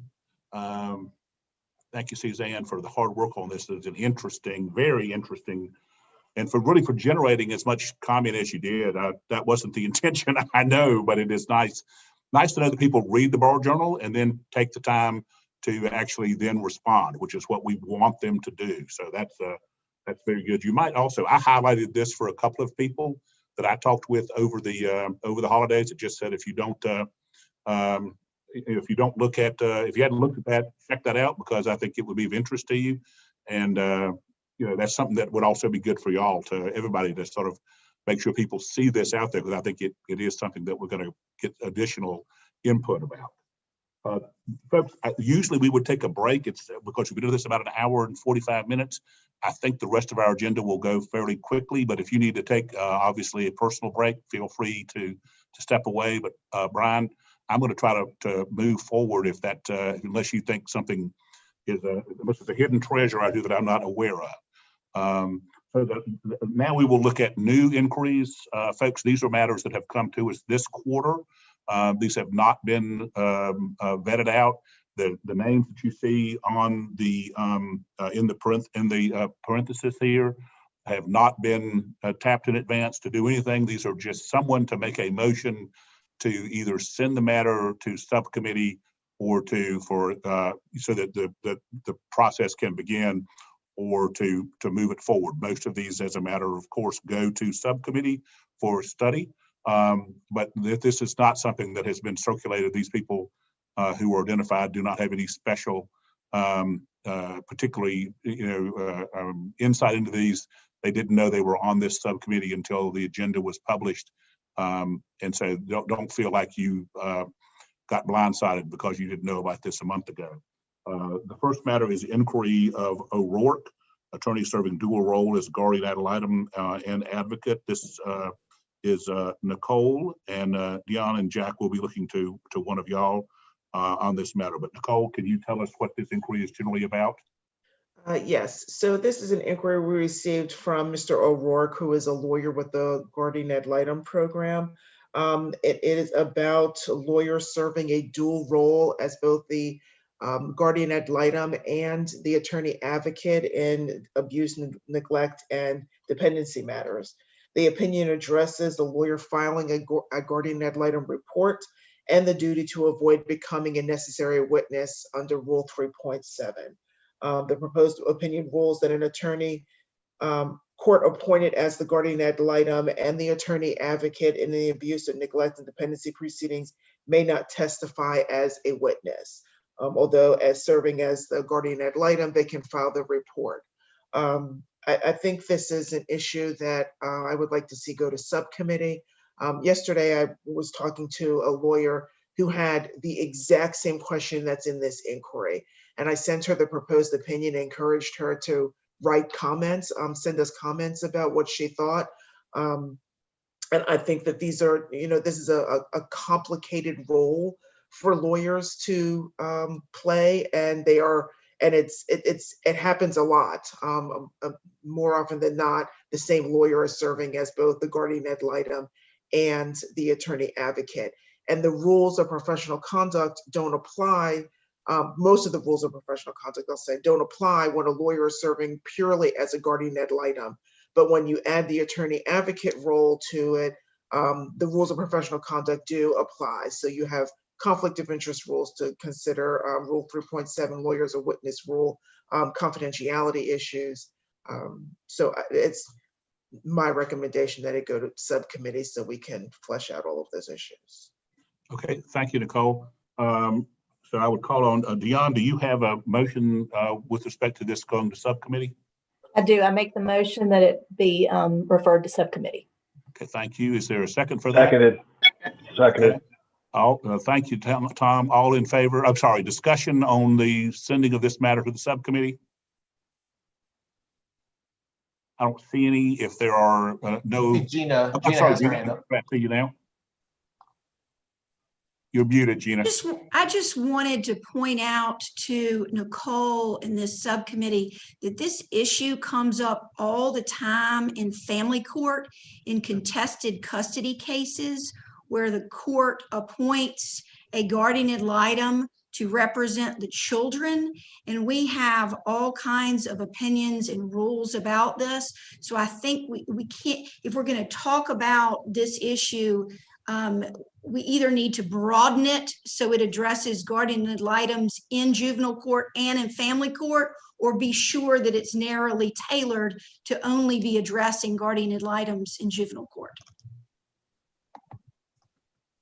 Okay. Thank you. And I'm sorry, Jack, is your hand up? Yeah, I did. And just to piggyback on what Gina said, I absolutely agree. So we have a team where my team is the consumer advocacy group. We have a team called the Child Advocates. Suzanne Chester's the managing attorney of that. And what they do is they represent a child in a hotly disputed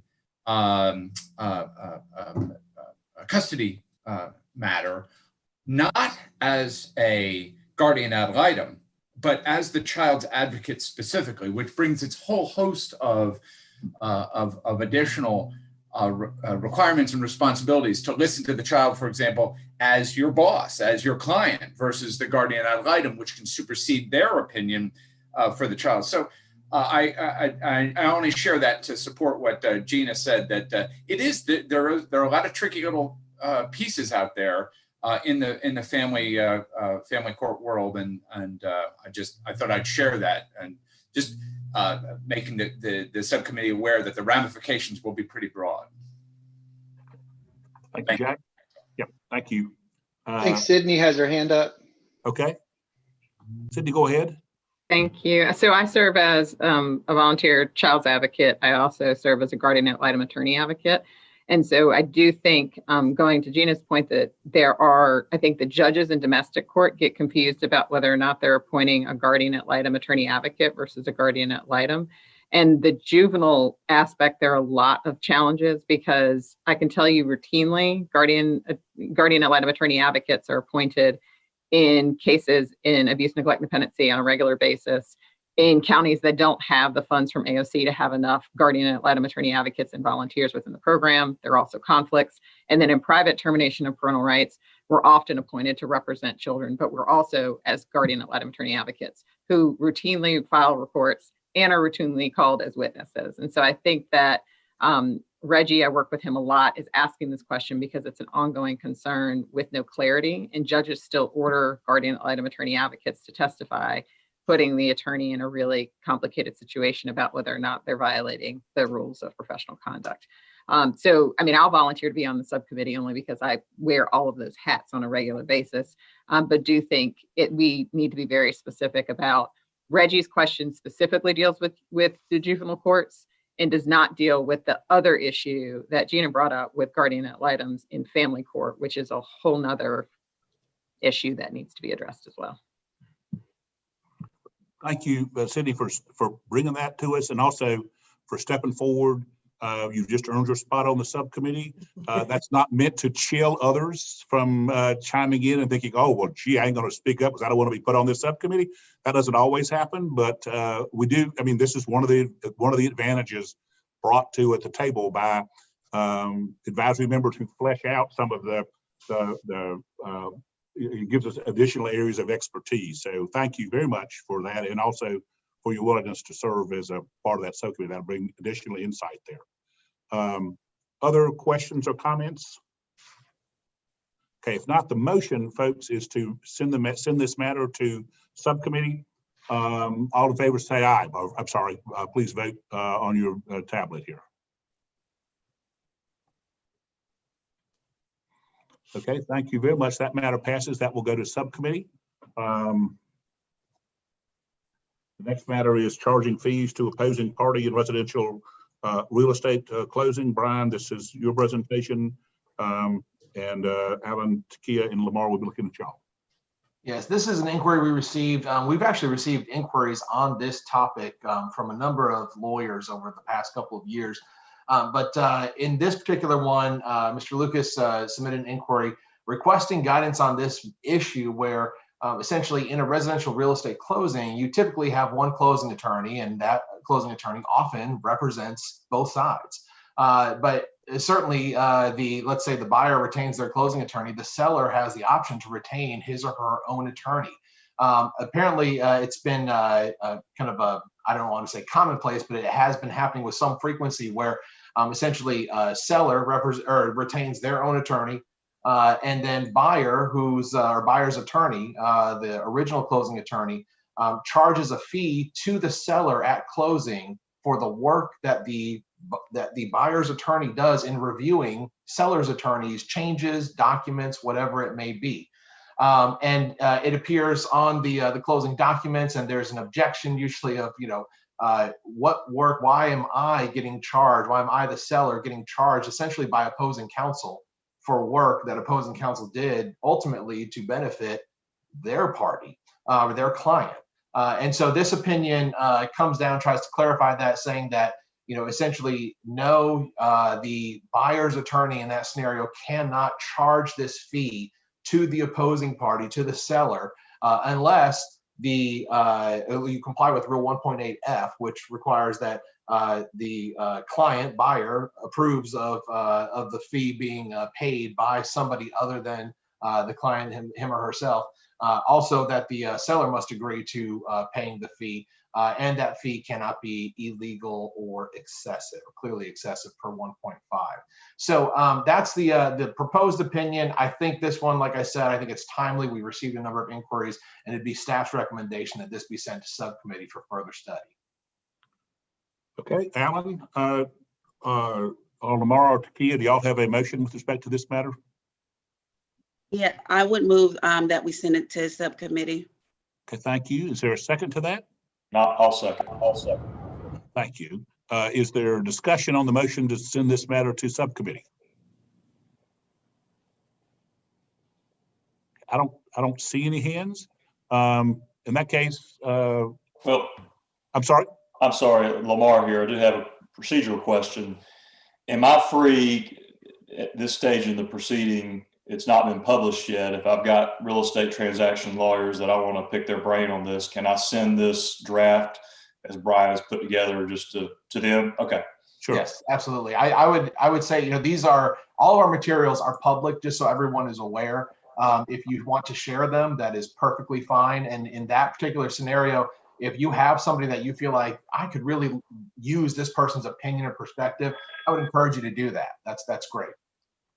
Again, just for our new members, most of our opinions are sent to a number of the organized bars, to sections of the bar association, to the advocates, to the defense lawyers, to various groups around the state to try to seek additional input. So we're always happy for people to do that, even at the preliminary stage as we begin to develop these. That's quite all right. Okay, so the motion then is to send this matter on to subcommittee. I don't have the poll. There we go. So all in favor, please vote yes or vote no.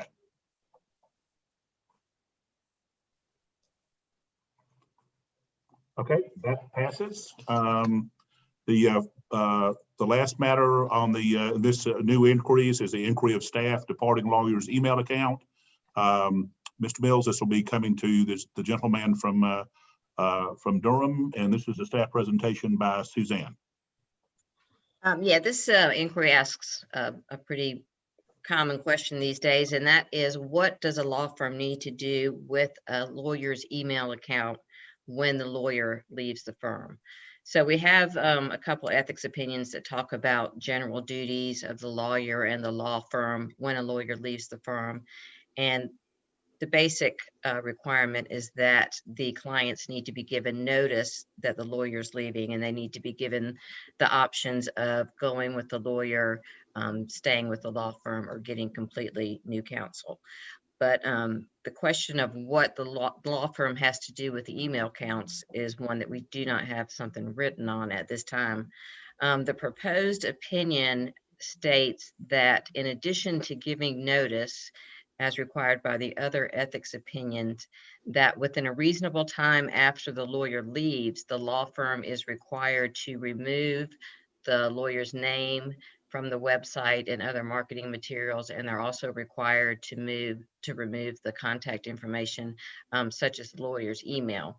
The opinion goes on to state that while the email is active, the law firm has a duty to utilize some type of automatic response, so that when people are trying to get in touch with the lawyer through that old email, they will get a response that lets them know that the lawyer has left the firm, that gives the new contact information for the departing lawyer, and it also can give a contact information for the law firm as well. The opinion gives an additional duty to the law firm, and that is that a supervising lawyer needs to review the emails while the email account is active. And that has to do with the law firm's duty to ensure that clients' matters, nothing falls through the cracks during the transition period. So while the lawyer's email account is open, somebody at the firm needs to be in charge of reading those emails, deciding whether this information in the email is something that the firm needs to deal with, or if it's something that needs to be promptly forwarded on to the lawyer that has left. Finally, the email says that, the proposed opinion says that after a reasonable amount of time, the law firm should actually deactivate the lawyer's email account, and that is to avoid misrepresenting that the lawyer is still with the firm, or for there to continue to be an open channel of information coming into the law firm, which could at this point be confidential or private information that should not be reviewed by supervising lawyers. Okay, thank you, Suzanne. This is Bill. Do you have a or Warren or Amy? Do one of y'all have a motion with respect to this matter? Well, I believe that she's got it right, but it's a very complicated issue. Some situations where an attorney leaves are very amicable and the attorney and the law firm work together. Other times it's quite contentious. I have been involved in representing either the law firm or the departing attorney on several occasions. So I think this is one we should look at the subcommittee level. So I would move that it go to subcommittee for further consideration. Bill, is there a second for that motion? I'll second it. This is Warren. Okay, thank you, Warren. What questions, comments about sending the matter to subcommittee? I don't see any. So in that case, I'm sorry, Amy. I'll be quick. Yes, in that last paragraph, the after a reasonable time paragraph, I would just ask the subcommittee to maybe dig into the details a little bit on that. The part that concerns me is that at the moment, all clients have been notified it's appropriate to deactivate. I just don't think that's the real world. I think that there has to be a gap period after an attorney leaves. And I don't know that we have to dictate how long that is, but I'm just saying once everybody has been notified is long enough doesn't seem long enough to me. I think there has to be a gap period for those communications that come in because someone has forgotten or because someone autofills when they're typing an email and it goes to the old firm instead of the new firm, all those sorts of things. I just think we need to consider the real world implications of what happens to those emails the months after an attorney leaves. And not just clients. I mean, courts may be contacting the lawyer and the law firm's going to have an obligation if they still have a connection to that case to respond. So I want to watch out for that gap right there. Thank you, Amy. Okay. And Warren, did you raise your hand, Warren? Yeah, just quick. I agree with Amy, and I think the opinion's 100% right, but we've got to, given all the questions I get about the different scenarios where there are breakups or separations or terminations or disappearances. I mean, there's all kinds of stuff that I think we ought to take into account here because it is hard to answer some of those questions like what is reasonable when somebody calls me up and asks me. So anyway, nothing substantive, just an observation. I think you're the ultimate reasonable man, Warren, just so you know. Any additional comments or questions? Okay, if not, the motion, I'm sorry, okay. The motion is to send this matter to subcommittee. Please vote by using your on the poll. Okay, that passes. Thank you very much. The next item on the agenda is ethics advisories. We explained ethics advisories in the orientation. There were none this quarter, so we do not have any matters to deal with ethics advisories. David, right? we do have one EA. It's on the addendum. That's right. I'm working off my original and not off my amended schedule. Go ahead, Brian. I'm sorry very much. That's all right. In your addendum, you'll find an ethics advisory. We received an inquiry from the UNC School of Law's pro bono coordinator who was asking just to clarify about the, I guess, whether or not an attorney who is not specifically retained by an organization can supervise a law student who's completing a pro bono project for that organization. And the EA clarifies for one, I guess there's really two parts. The first part was asking, can the law student just independent of this supervising attorney establish an attorney-client relationship with this the client through or for whom the law student is completing a pro bono project? And the answer to that was no. That essentially a law student who is not licensed to practice law cannot provide legal services unless they're specifically supervised by a lawyer and otherwise complying with our administrative rules on law students participating or getting experience, practical training of law students, excuse me, in the administrative code. That's specifically chapter 1C, section 0200. The second inquiry was kind of, I guess, getting to the heart of their issue, and that is they've got an attorney member of the board at a nonprofit who is willing to supervise the law student and but was wondering, is that going to create an attorney-client relationship with the nonprofit, or must there be an attorney-client relationship with that with that nonprofit for this board member who is an attorney to supervise the law student? And the answer to that was essentially that attorney needs to create an attorney-client relationship with the nonprofit. The nonprofit has to say, I am looking to get legal services from you, attorney, even if you're being assisted in this pro bono capacity by a law student.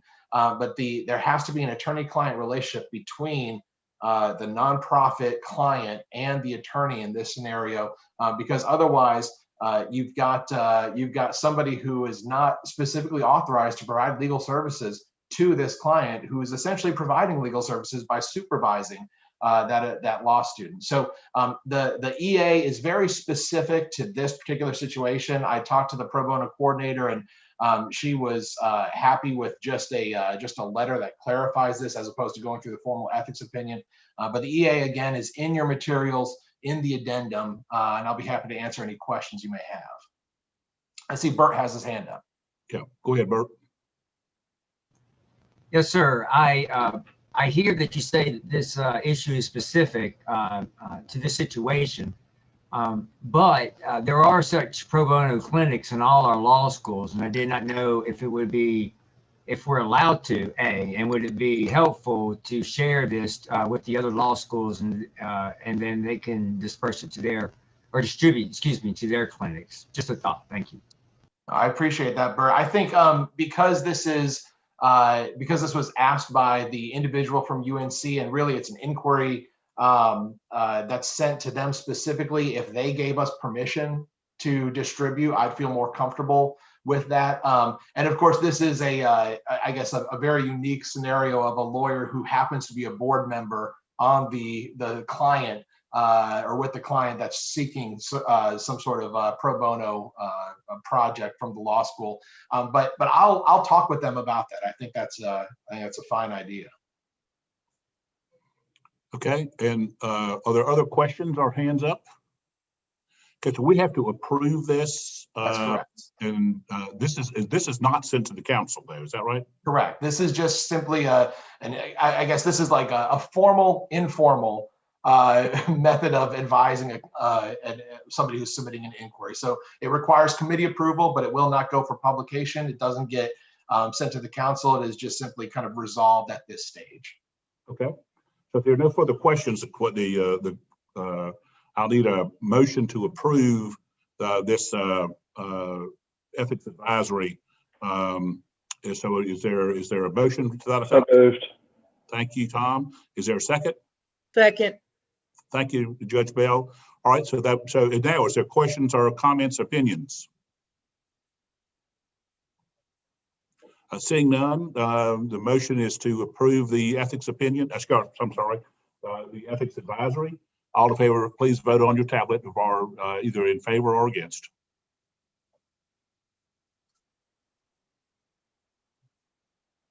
Okay, that passes. Thank you very much.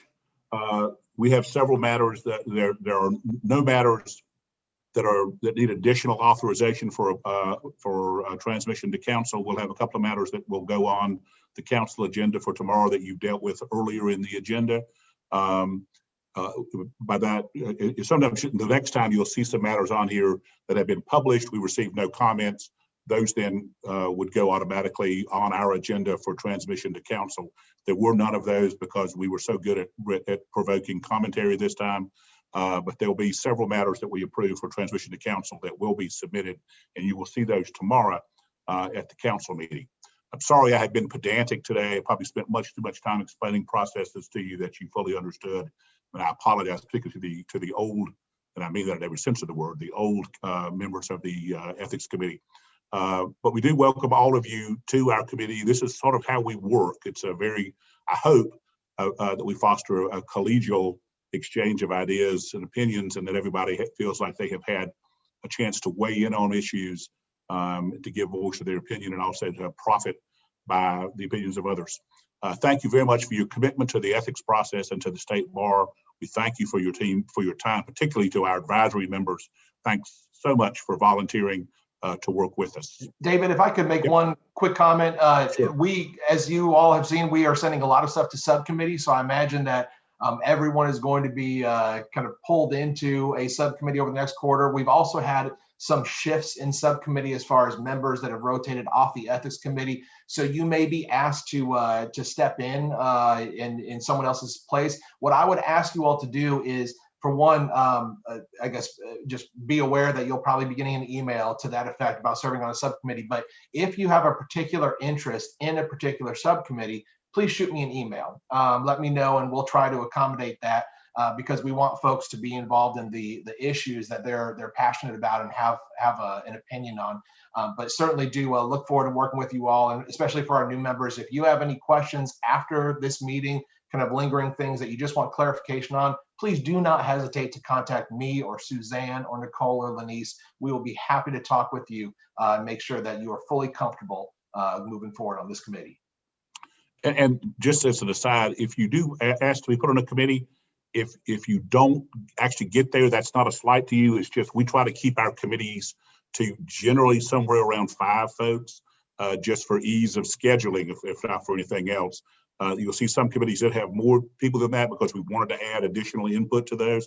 But doesn't mean that we don't, that we're trying to slight you or don't value you. It just means that we can't always accommodate everybody who wants to be on everything. But please do let us know, because it does help us to know sort of where your interests rest and where you can bring some additional expertise to bear. Nothing else before the committee, unless I see some hands, we will adjourn. Thank you very much for all of your time and effort this morning, and we'll see you again next time. Thank you. Great. Thank you, everyone.